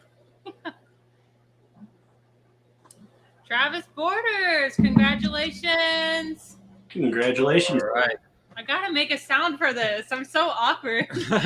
Congratulations, Travis. Please email us at thegardenofeater@gmail.com, and we will get that shipped out to you. Not only the fish meds brought to you by Crypt Keeper, but we'll also throw in that box of Aquachar. And thank you so much, Crypt Keeper, for your question of the week. Yeah, thank you guys for having me. And we'll see you next week. It doesn't have to be live. More than welcome, but I'm open to it. It's the day after Christmas, so if you're up in the cabin, all warm and toasty, you know, I don't blame you. The internet service isn't that great, but no, I will be nice home. up there, huh? I will be home, I promise. All right.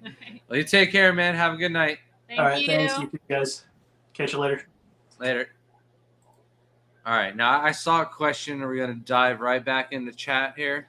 Joe said, "Are Neo colonies territorial? If I add new Neo shrimp in an aquarium, would there be a consistent jousting for position, or will they ignore each other?" All right. So, as long as it's all Neocaridina, there won't be any jousting or anything like that, but they're not territorial. The reds and the yellows aren't going to separate or anything like that. What's going to happen is they're going to crossbreed, and the wild are going to take over, because anything that crosses with a wild type shrimp is going to end up being a wild type shrimp every single time, 100% of the time. So did you want to just dive into this next giveaway? Is that what you're trying to do here? Oh yeah. All right. So next it makes giveaway, it easier. I'm fine with that. Next giveaway, we're gonna keep it Christmas related. We've got some red cherries, some snowballs, some green emeralds. I'm not giving them all away at once. You can choose between there. I also have a small group of Santa Hat Caridina. They're just all males. If you want them, you can have them. They're just for looks. They're not going to breed or do anything. It's great. All right, Shelby. You. I don't know if it looks like that for them, though. It probably does. But, yeah. I will throw in the crystal shrimp if those are what you want. But it is 10 fire reds, 10 snowballs, or 20 green emerald culls, and 5 crystal shrimps to choose from. We're also going to throw in some soy ahoy, and that's going to be it for this week's. I'll throw in some Christmas moss too. Keep it with the spirit. We are all out of mini Christmas moss. Okay, you said you named too many things. Did you put soy that ahoy? down? Soy ahoy, I got it. Yeah, I'll write it. Because he'll forget. He'll be able to watch our own video to know what he was giving away. All right. Nathan said, #1 tip you would give someone that's thinking about trying shrimp out. I'm getting a few nano tanks in a week, so I think I want to try shrimp. You can read that, right? Yep. Looks good. All right. Thank you. Not at all. Was that a question in there? I'm so sorry. #1 tip you would give someone that's thinking about trying shrimp out. I'm getting a few nano tanks in a week, and I think I want to try shrimp. keep things consistent. If you set the tanks up, start doing your water changes every other week or every week. Do your 10-20% every week, 20-30% every other week. Whatever you're going to do, stay to it. Use the same kind of water, same treatments, stay on a feeding schedule or routine, and stick to it. Consistency is going to be my number one tip. Once you get a pregnant shrimp, keep doing what you're doing. Once you get babies, keep doing what you're doing. Don't change anything up, and you'll have success breeding shrimp. They're like super easy. We wouldn't have over 250 shrimp tanks and be able to travel and do all these shows and stuff like that if it wasn't for them being super, super easy. So, hashtag TGOE. All right. So if you asked any questions earlier, I would suggest re-asking them because I've never seen so many people in our chat ever. So we are so far behind. If you have an important question, please ask it again. It will make it much easier. And give me about, let's say, 3 minutes. Let's see if I can name everyone so far that I've gotten. Okay. All right, ready, Marks? Get set. No pressure now. Go.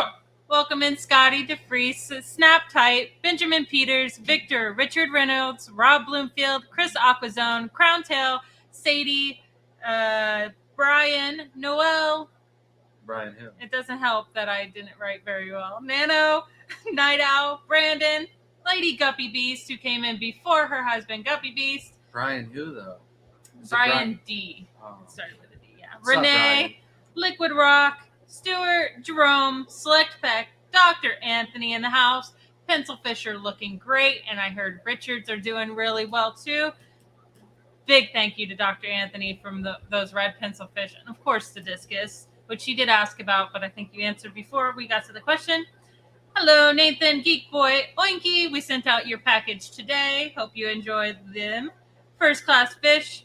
And then we got Guppy Beast, Shane, Brookley, Bell, LRB, Vibes, Eddie D Aquatics, Scuba Steve, Patty, oh, yeah, we already said that, Vinoski, Larry D, Emma, Aaron, Only Oscars, Miss Kitty, Silver Creek Aquatics, Yellowstone, Bipolar Fish Keeping, heard you're remodeling your room, hopefully that's for more fish tanks, Coral, B Wizzle, Malcolm, New Local Austin, Stephen P, John Williams, glad to hear the shrimp are doing good from us. Dee Dee, 3G, Tim, Poetic Song, GK Aquatics, Gary, Robert from Ray Aquatics.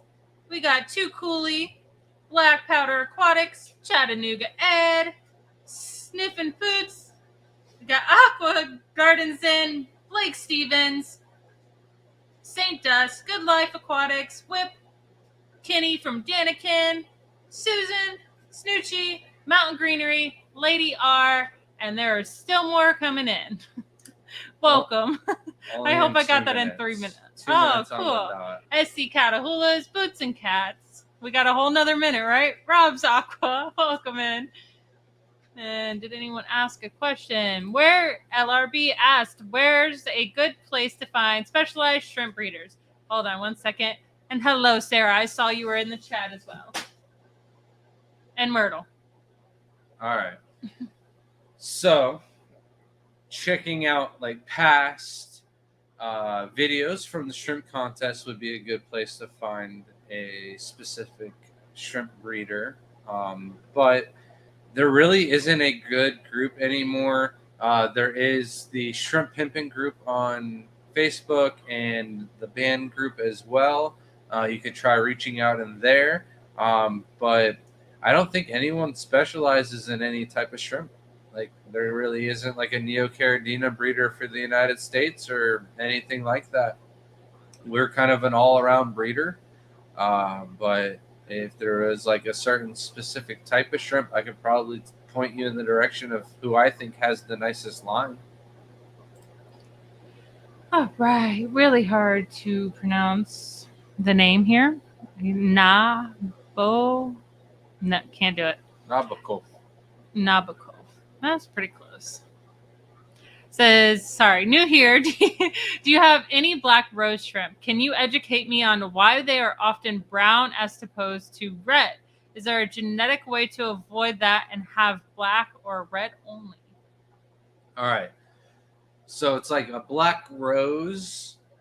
The rose isn't playing off on red at all. It's more like there's an actual like black rose out of like Turkey or something like that. So it's like that at the time was very popular and trending in the tabloids or wherever it was. I can't remember if it's a legit thing or not. But the black rose name came around just after that. They are kind of brown because they come from a chocolate line. If you breed the chocolates or the browns for the darker pigments over and over again, you're eventually going to end up with black. And when they did that, they called down the black rose to try and sell as much as they possibly could. It's one of those things where they try to pick a name that is going to catch people's attention and people are going to want to buy it. They're going to want to have something that's called King Kong or called Galaxy Pinto or something like that. It's going to trend well with the seller. So the reds really are just a byproduct. The chocolates, black rose, they're just such a high producing cull breeders as they are. They throw every color under the rainbow.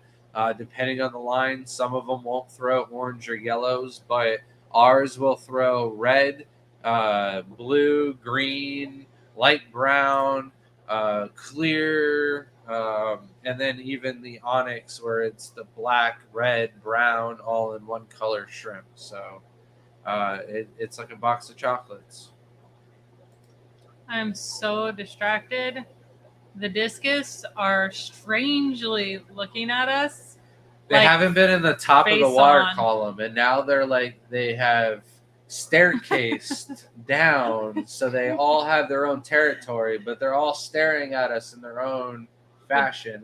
Did anyone notice that they look exactly like Roger from American Dad? Like just the face right there is all I could see. Sorry, one of my favorite characters. But Eric says we love TGOE. Thank you so much for the $20 super chat.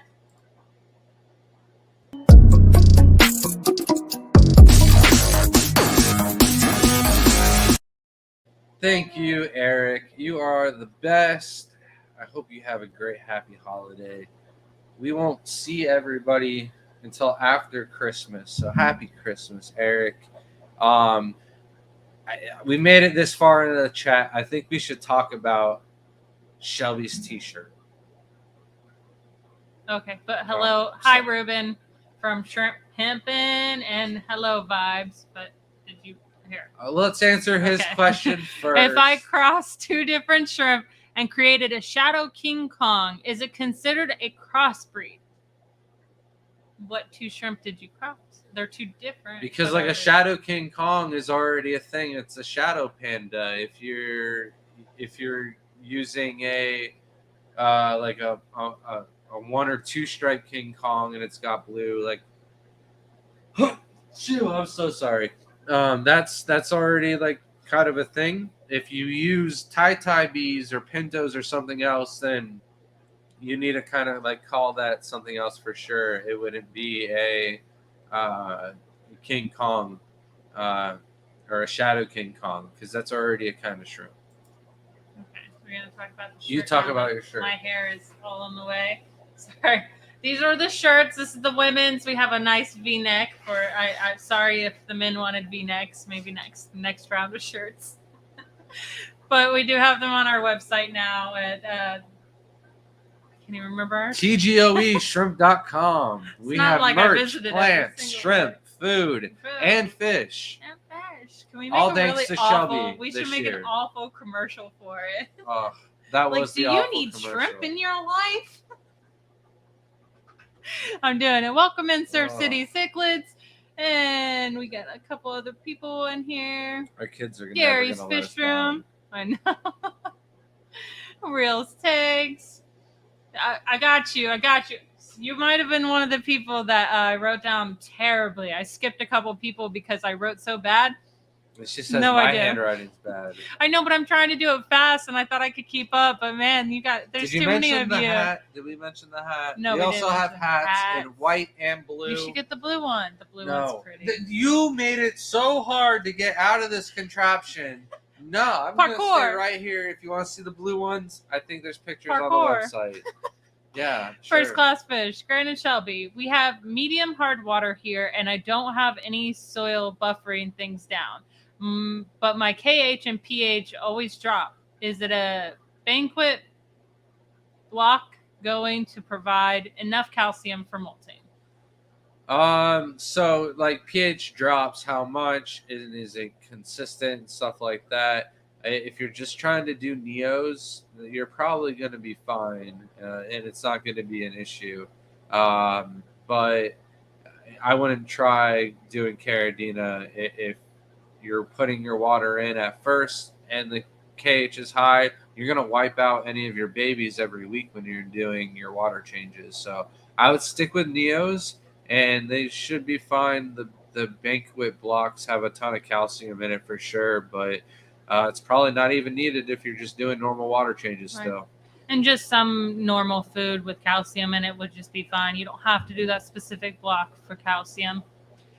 Welcome in, Mythical Forester says, is it normal for PRL, pure red line shrimp, to have like dark red, almost black spots? I'm asking because I have a female that's like that. She's been like that since I bought her and seems to be breeding fine. Yeah, as long as they're not actually black. There is this, like, I like to call it dragon's blood because that's what they first called it when I came into the hobby, and then somebody else stole it. It seems to be a trend of things that happen in the shrimp hobby.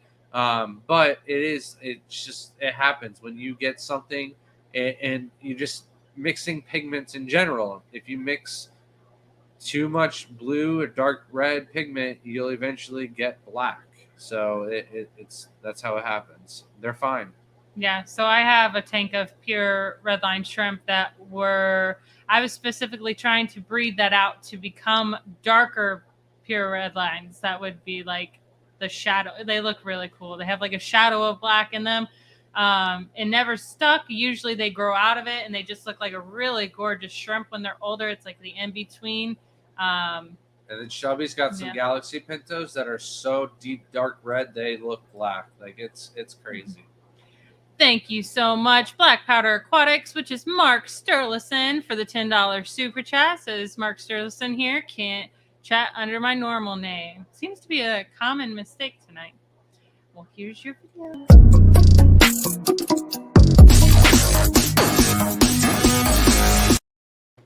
Thank you so much. We appreciate that. Yeah, thank you very much. All right, and I lost my spot. This is the whole purpose of Welcome, being up Scruffy here. City. I know. I'm slacking. So, just want to make sure I'm not. It has been a very, very productive week, though. We've gotten way more packages out this week than I thought we would all month.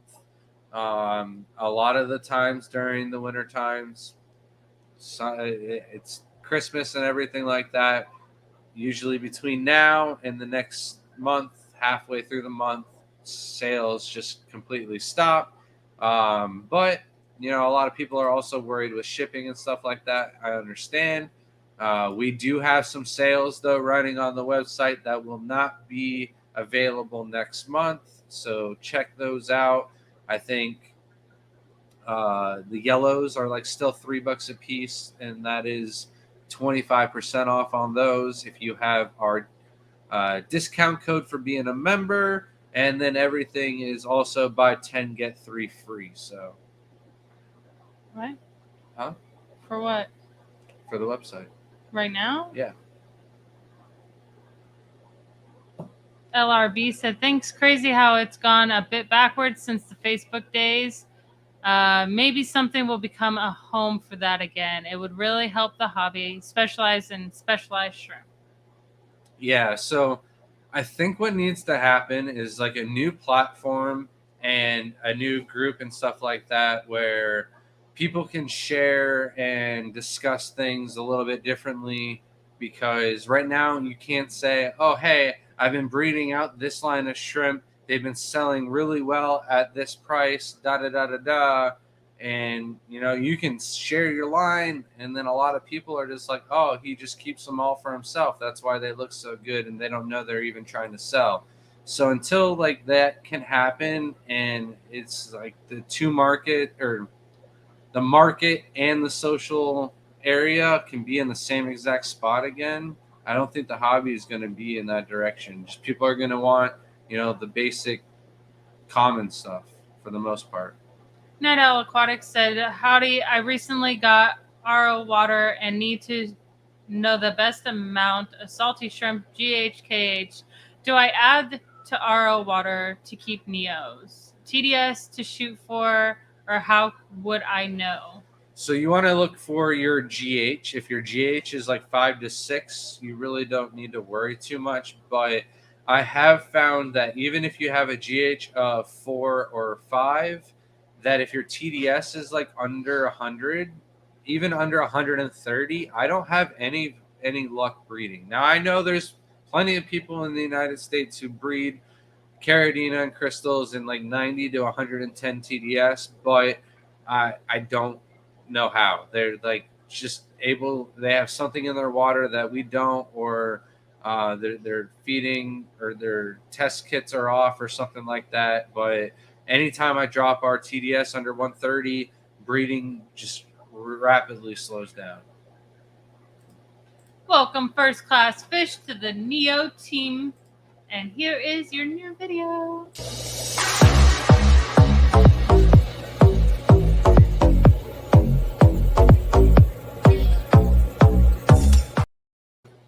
Welcome to the team.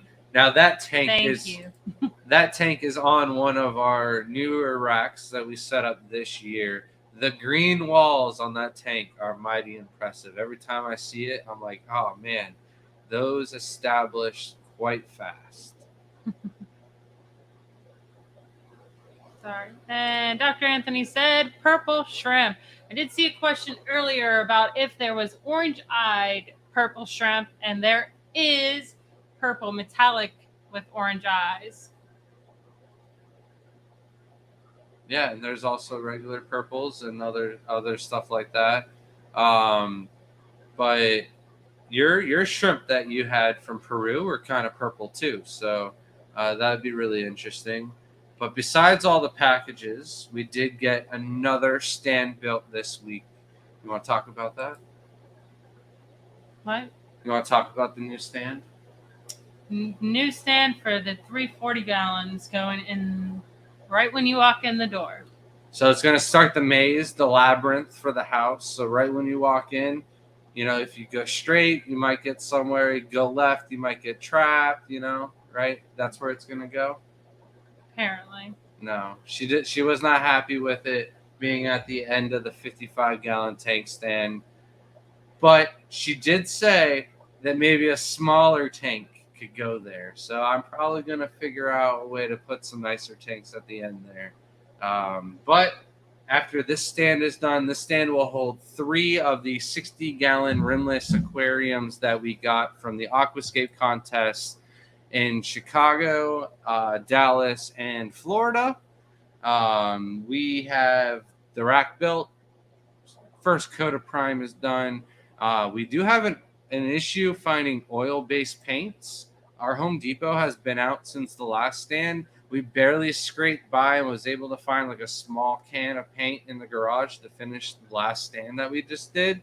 So I might have to use a different brand or go shopping, or maybe just paint like a semi-gloss black and wait till the oil-based paint comes back, and then just touch up the stand once it's back in stock. So welcome in, Kelly Foreman, and thank you. And then the next stand will be a little bookshelf corner stand right here in the corner there for Shelby's countertop tanks and plants.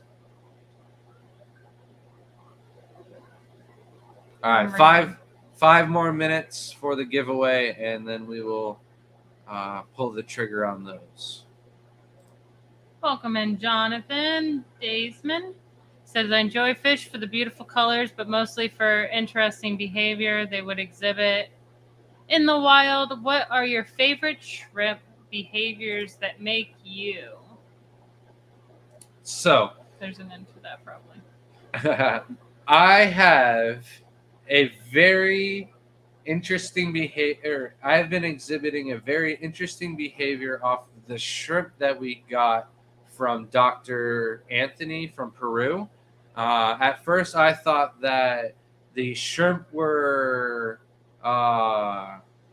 deceased, that it was fallen over in the substrate and not living anymore.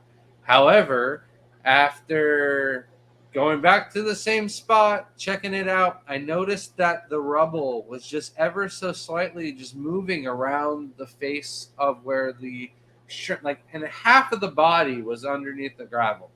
So I thought maybe like half of the body was missing, but the substrate kept moving around. I've now noticed that 3 different shrimp have done this. I haven't noticed any of my other Caridina or Neocaridina shrimp ever dig with half of their body still out of the substrate. So that is one of my favorite behaviors. The other one is the stardust and the raccoons, and just how wild they go. They'll jump on the back of one shrimp and then jump. They seems like they never stay still. They're super hard to photograph because of that. And then they fight over food. They're a little aggressive during mating time as well. Best to keep the male ratio like 1 to 5 females to one male, or else things can get a little aggressive in there. Yeah, definitely. It seems to be more of the wild type shrimp that tend to have more of like interesting behaviors that are fun to watch. Some of the Neos they're just pretty to see. Like some of the yellows, they're just mass produced. So it's really cool to see from across the room. But other than that, wild type shrimp, even like tangerine tigers, those ones are really neat to see them. They gather a lot. So like you'll have like little families everywhere. It seems like it's really cool. It's a little weird to say. A lot of the tanks don't do that. You'll see some babies, but they'll gather like little families. You gotta pull up chat and get its comment. Can you also talk about Grant's hat? I need to get one. So I know we already talked about it and we're behind in chat, but Ed, we have blue and white, and I did the white so I can wear my Tennessee Fish Mafia t-shirt and they go together really nicely. But I wanted to wear the TGOE for tonight since it's an old retired shirt. We won't be wearing it too much now. Thank you, Bunny. I love that's my like favorite shirt, and he was just not for it. He's just like, that's what I wanted our logo to be like, but it doesn't make sense for shrimp. But it's cool. It just screams like oh, you love dripping drip. Algae all over your tanks and stuff like that. No, it's just not. No, but it's just we have the drip. It's not appealing. And these discus are like, I need really more food or something. I don't understand. They want bloodworms instead. They're freaking me out. They look like aliens. We got them the right food, Doc. They have been eating it. Hello, Gone Shrimpin'. Welcome in. Don't forget #TGOE for the giveaway. Less than 2 minutes, then we're giving away our Christmas themed shrimp, I guess you would say. Oh, best shrimp behavior, riding the snails around. I would say the Sulawesi shrimp are the number one for that.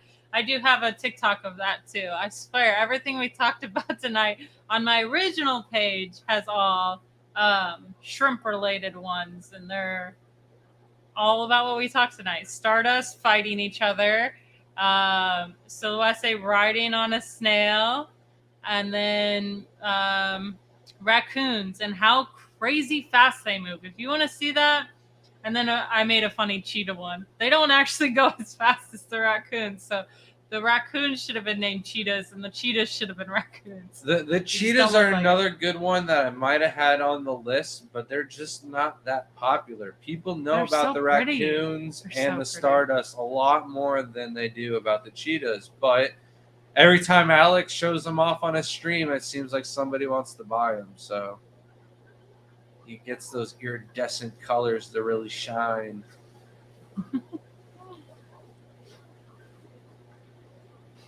Ed talking about his dreams again. You have the craziest dreams, Ed. Yeah. I do too, but most of them I forget when I wake up. Like I'll remember some of it. I'm like, why was I hanging upside down on a roof? Okay, let's go on. I might have to take the message that you sent me, Ed, from Doc. Thank you so much, Dr. Anthony. Thank you. So if you had watched the stream last week. How do you pronounce the scientific name of hair algae? Yeah, you were supposed to endanger everybody on the plane by watching our stream. Yeah, if you had watched the stream, but someone who was on a airplane on their way home, we have a Dr. Anthony segment of the week, which is the word of the week. Last week's word was cladophora. So yeah, I got it, and it is never going to leave. Next week, Suluisi. We'll get it right. I'll have to figure that one out. Interrupting you.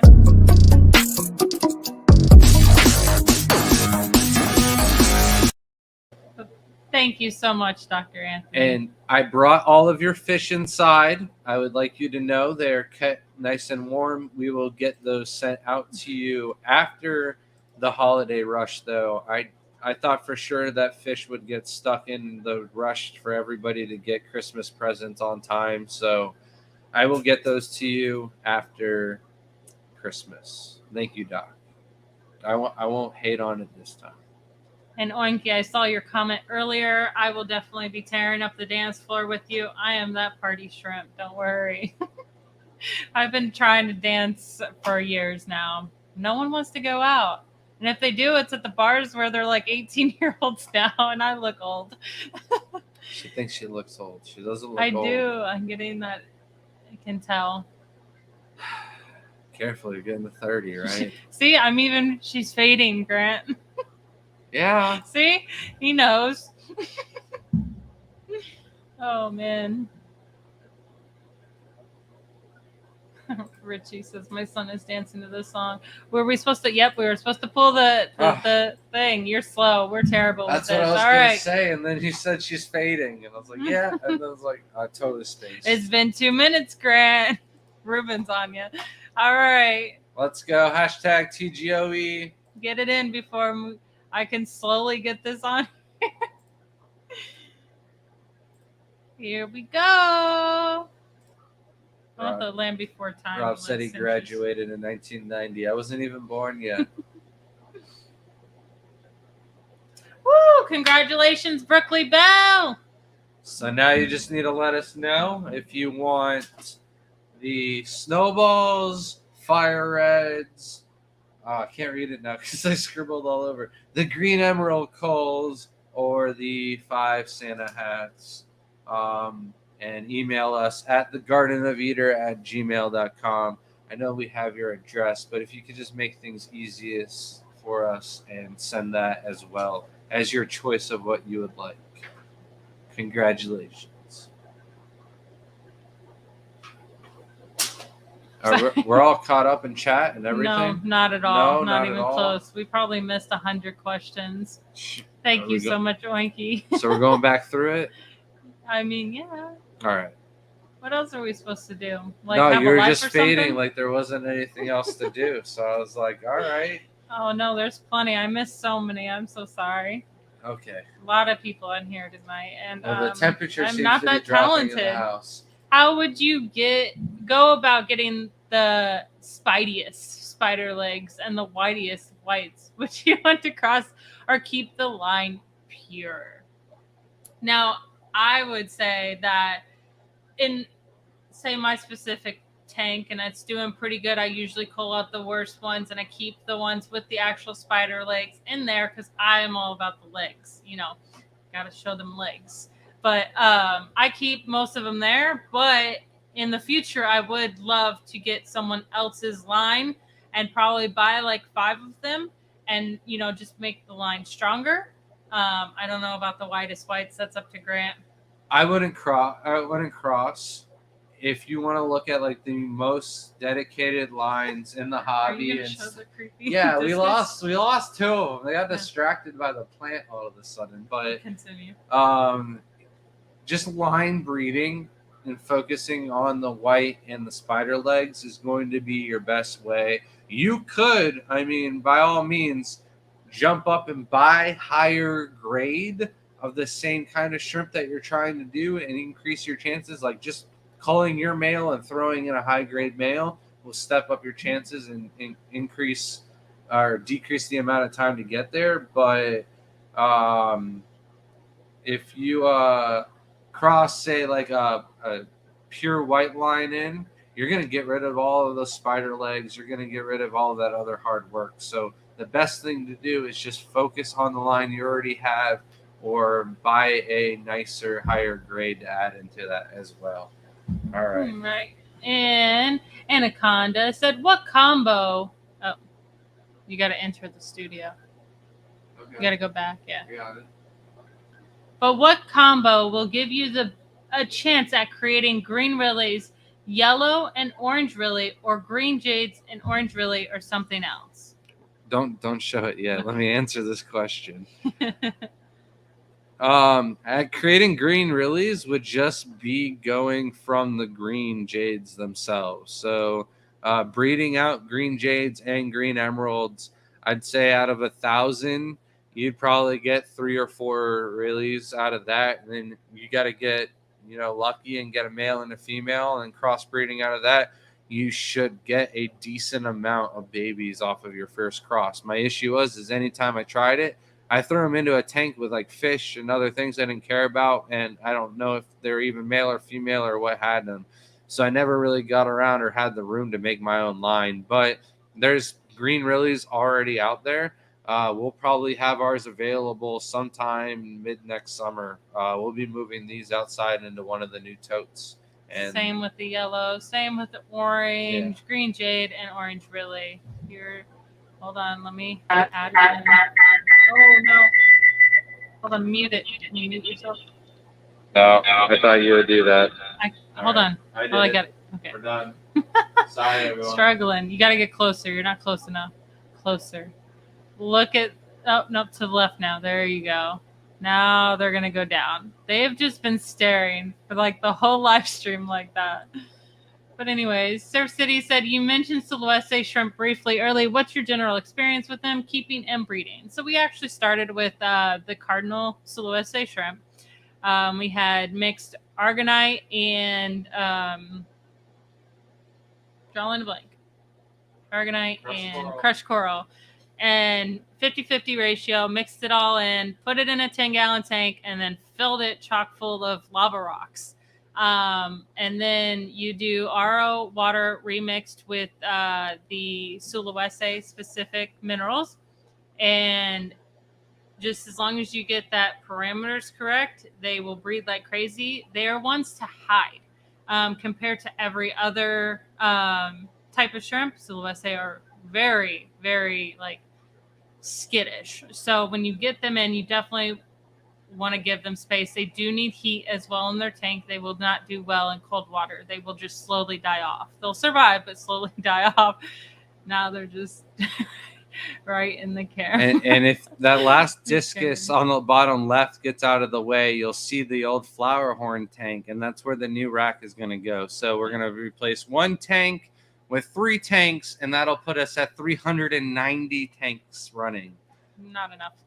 But yeah. I know I seriously don't have enough for my projects. But and then we've branched off from there and now have like Galaxy, Silhouette, blue-legged posos, white orchids. You're naming them off too fast. I'm sorry. I was getting there, but they're all breeding really well as long as you get the parameters right. Which we don't have a video for that, do we? How to set up a basic? No, I think I think we did. I think we did on the new rack, the Sulawesi videos. Oh, okay. So one of the videos. We have a setup for the Sulawesi's on the new rack video that we did in the beginning of the year. Yeah. We don't have everything you need to know about Sulawesi video. No, but we need to put that out. Hello, welcome in, Chris Howell. So that'll answer a lot of your questions. But probably super easy to breed, honestly, as long as you keep everything right. I like how the discus are all staying in the one area, though. they're all giving you a show, aren't they? Okay, making sure I'm trying not to miss anyone.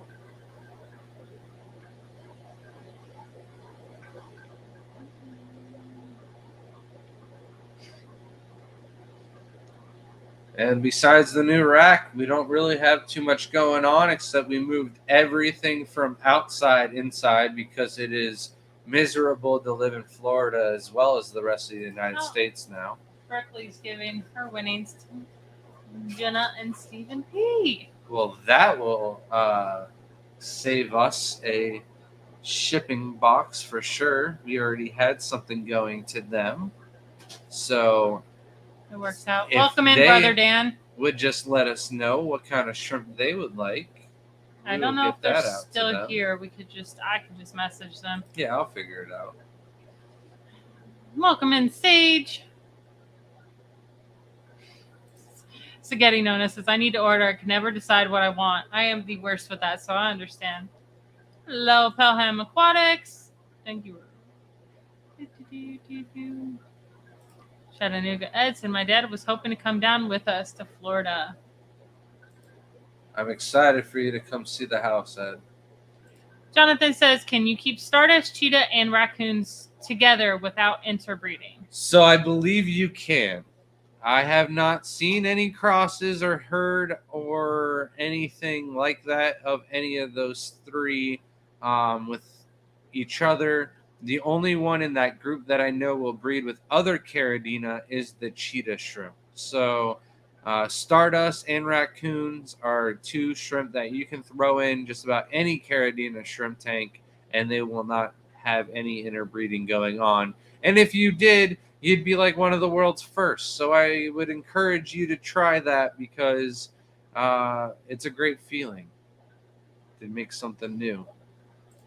Fish and Shrimp by Rich. So it's turned 77 last Saturday, December 17th. Has the same birthday as you. That's my birthday too. I'm just 46 years younger. John said, you did the math really fast. If I wanted to focus on line breeding, a wild type, would you recommend cheetah, Stardust, or raccoons, and why? They all breed really easily and true to themselves. I honestly say you could choose your favorite color of those options. They are all about the same difficulty on breeding. But if you're sticking with tonight's topic, I think the Stardust and the raccoons would be a little bit better of an option because they're going to breed. And when you want to find a source to sell them, you're going to have an easier time selling those shrimp. Probably the raccoons overall as the number one over Stardust. Grant, is the hat fitted? Yes, it's a fitted hat. Yep. No snapback. Nice fitted hat. So nice and comfy. We offered in small, medium, and large and extra large. So. But it's double size. So there's only two sizes there, not four. This is small, medium. I do get a little bit of pudge in the winter time, and probably a large hat would fit a little bit more comfortably. Ruben said, discus are always hungry. Mine follow me every time I walk by. I love your discus. And he said he wants a wild discus too. If we ever get them breeding, that'd be a good addition to yours. You got like 2 to 3 years, the doc said, before these things are mature enough to start breeding. So I'm just happy to have them. Welcome, Southpaw Aquatics. Sorry. I'm so sorry. Even if they're not a breeding project. Continue. Is it possible for everyday hobbyists to create a new line that hasn't been tried yet? Is there any combos that you haven't tried yet or that you want to try soon? So like any shrimp that I have, I try out as many combinations as I possibly can. The only thing I really haven't done is like the hollow eyes and orange eyes with different galaxies and pintos and stuff like that to try and get that copied and manipulated over. I gotta say, anything that I'm doing, there's probably somebody in Europe and in like 10 people in Asia who are already doing it. The one thing is mutation, the luck of the draw. You can get something that nobody else has ever gotten, but is that going to be replicated with further generations? Because not everything can be bred. If it's a mutation in the internal intestines or organs or anything like that gets manipulated, they won't be able to breed or carry young of their own. So it's like playing the lottery. The more tanks you have, the more lottery tickets you have.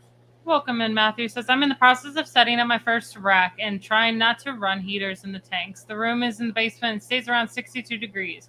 Will Caridina and Neos be okay and breed in that temperature? The breeding will surely reduce and slow down, but they won't die in those temperatures. So the Neocaridina outside, I'd say last night, they were probably in the 40, 48 degree temperatures, and we didn't have any death or anything like that. I didn't check the Tangerine Tiger tank. It's way too cold for me to go outside. Shelby did all of that today, but the ponds are cold. I did have to go in to get Oinky's plants. My hands were numb after grabbing those. Kelly said, I don't want to hear no complaints from you. She's in Wisconsin. I would cry. Why though? There's like warmer places. Like we're looking for property, and I understand it's cheaper to go north, but like I would much rather have it warmer. He's moving north by himself. If anything, I'll move to. Who said I'm moving north? I said I'm not going. You said Texas. That's too far north for me. I want to go absolutely Texas further south. You realize that's possible. Not further south. Yes. Than where we are located currently. Yes, Rivera, Texas is like 1 degree further south than us. We're fact checking that after this. Pelham Aquatic says, will the aquatic isopods prey on Neocaridina shrimplets? And no, they are living happily together. We have several tanks now booming with aquatic isopods. My kids love it. They think it's the coolest thing ever. Layla's always like, there's isopods? If you know how big a scud is, all right, you got to think a isopod is smaller than that. So a full-grown female scud might be able to go around and eat a bunch of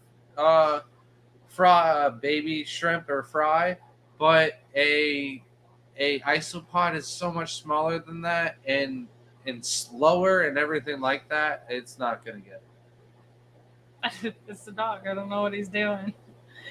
Fluffing the bed. We had taken a picture and posted of the stand, and Shrimp was in the picture, and he looks sad, as all our bulldogs look so sad. And Crypt Keeper had a great meme, and it's, oh, now where's my dog bed supposed to go? Well, their dog beds have shifted a lot this year. Everywhere. They have done with us. Been evicted and relocated several times throughout the house this year. All right. So 2 more questions, and then we're going to wrap it up for the night. Aaron said, good idea to put pure white line with Tangerine Tigers, ?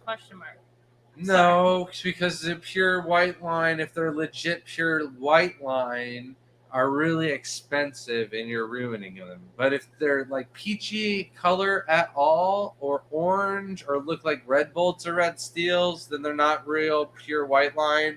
So throw them with some Tangerine Tigers, make some tang tie. But like you're taking 2 $4 shrimp and higher, and you're turning them into $3 shrimp or lower. So I wouldn't do that. Last question says, Fish and Shrimp by Rich says, is there tricolor shrimp like red, white, and blue? Yes. We actually have a shrimp that has 5 different colors. It is blue, white, black, gold, and purple, all in the same shrimp. Shelby has some Galaxy Pintos that are red, white, and black. She also has some that are red, white, and blue backline. Not deep blue, but it's faint. It's there. You could also say they're red, white, blue, and black. And yeah, there's quite a few different shrimp that are like brown, yellow, and white, or black, yellow, and not black, yellow, but the calcios are like kind of black, yellow, and bluish at times. So there's quite a few for Caridina. Yeah. Not much for Neos, but there is those oddballs that come out with the onyx are brown, black, and red. So it's like that. There are some like the red rillies, the varieties where it's the red and black and then blue bodies. So it's possible. I'm sorry. Spacing. We're done for the night. All Don't right. worry. All right. Thank you, everyone, and all the super chatters and new members. We appreciate you all. Hopefully, we can get the thanks out this time. All right, hold on, though. There is a giveaway, though, involved. We actually have a video that will be going out tomorrow. Okay, yeah. Yeah, it is. You gotta watch that tonight. I'll proofread it, proof watch it tonight, but Shelby's done. The Triple Crown in all of its glory. The video has been wrapped up and done. So for the 68 people viewing, there was a little hint tonight, but I do get a shrimp every year for my birthday. It's a shrimp that I do not have. I will be getting a new shrimp after the holiday shipping dramatic issues that go through and happen. I feel like I can get my shrimp nice and safely here. But what kind of shrimp am I getting? Whoever can get that right in the comment of next video that comes out tomorrow, we will have a special treat just for you. It might be something on my head. Might not be. Might be something on Shelby's back. Maybe. Those are just hints. But comment on tomorrow's video. And yeah, we'll see you guys next week. Thank you all. Have a good night. And Merry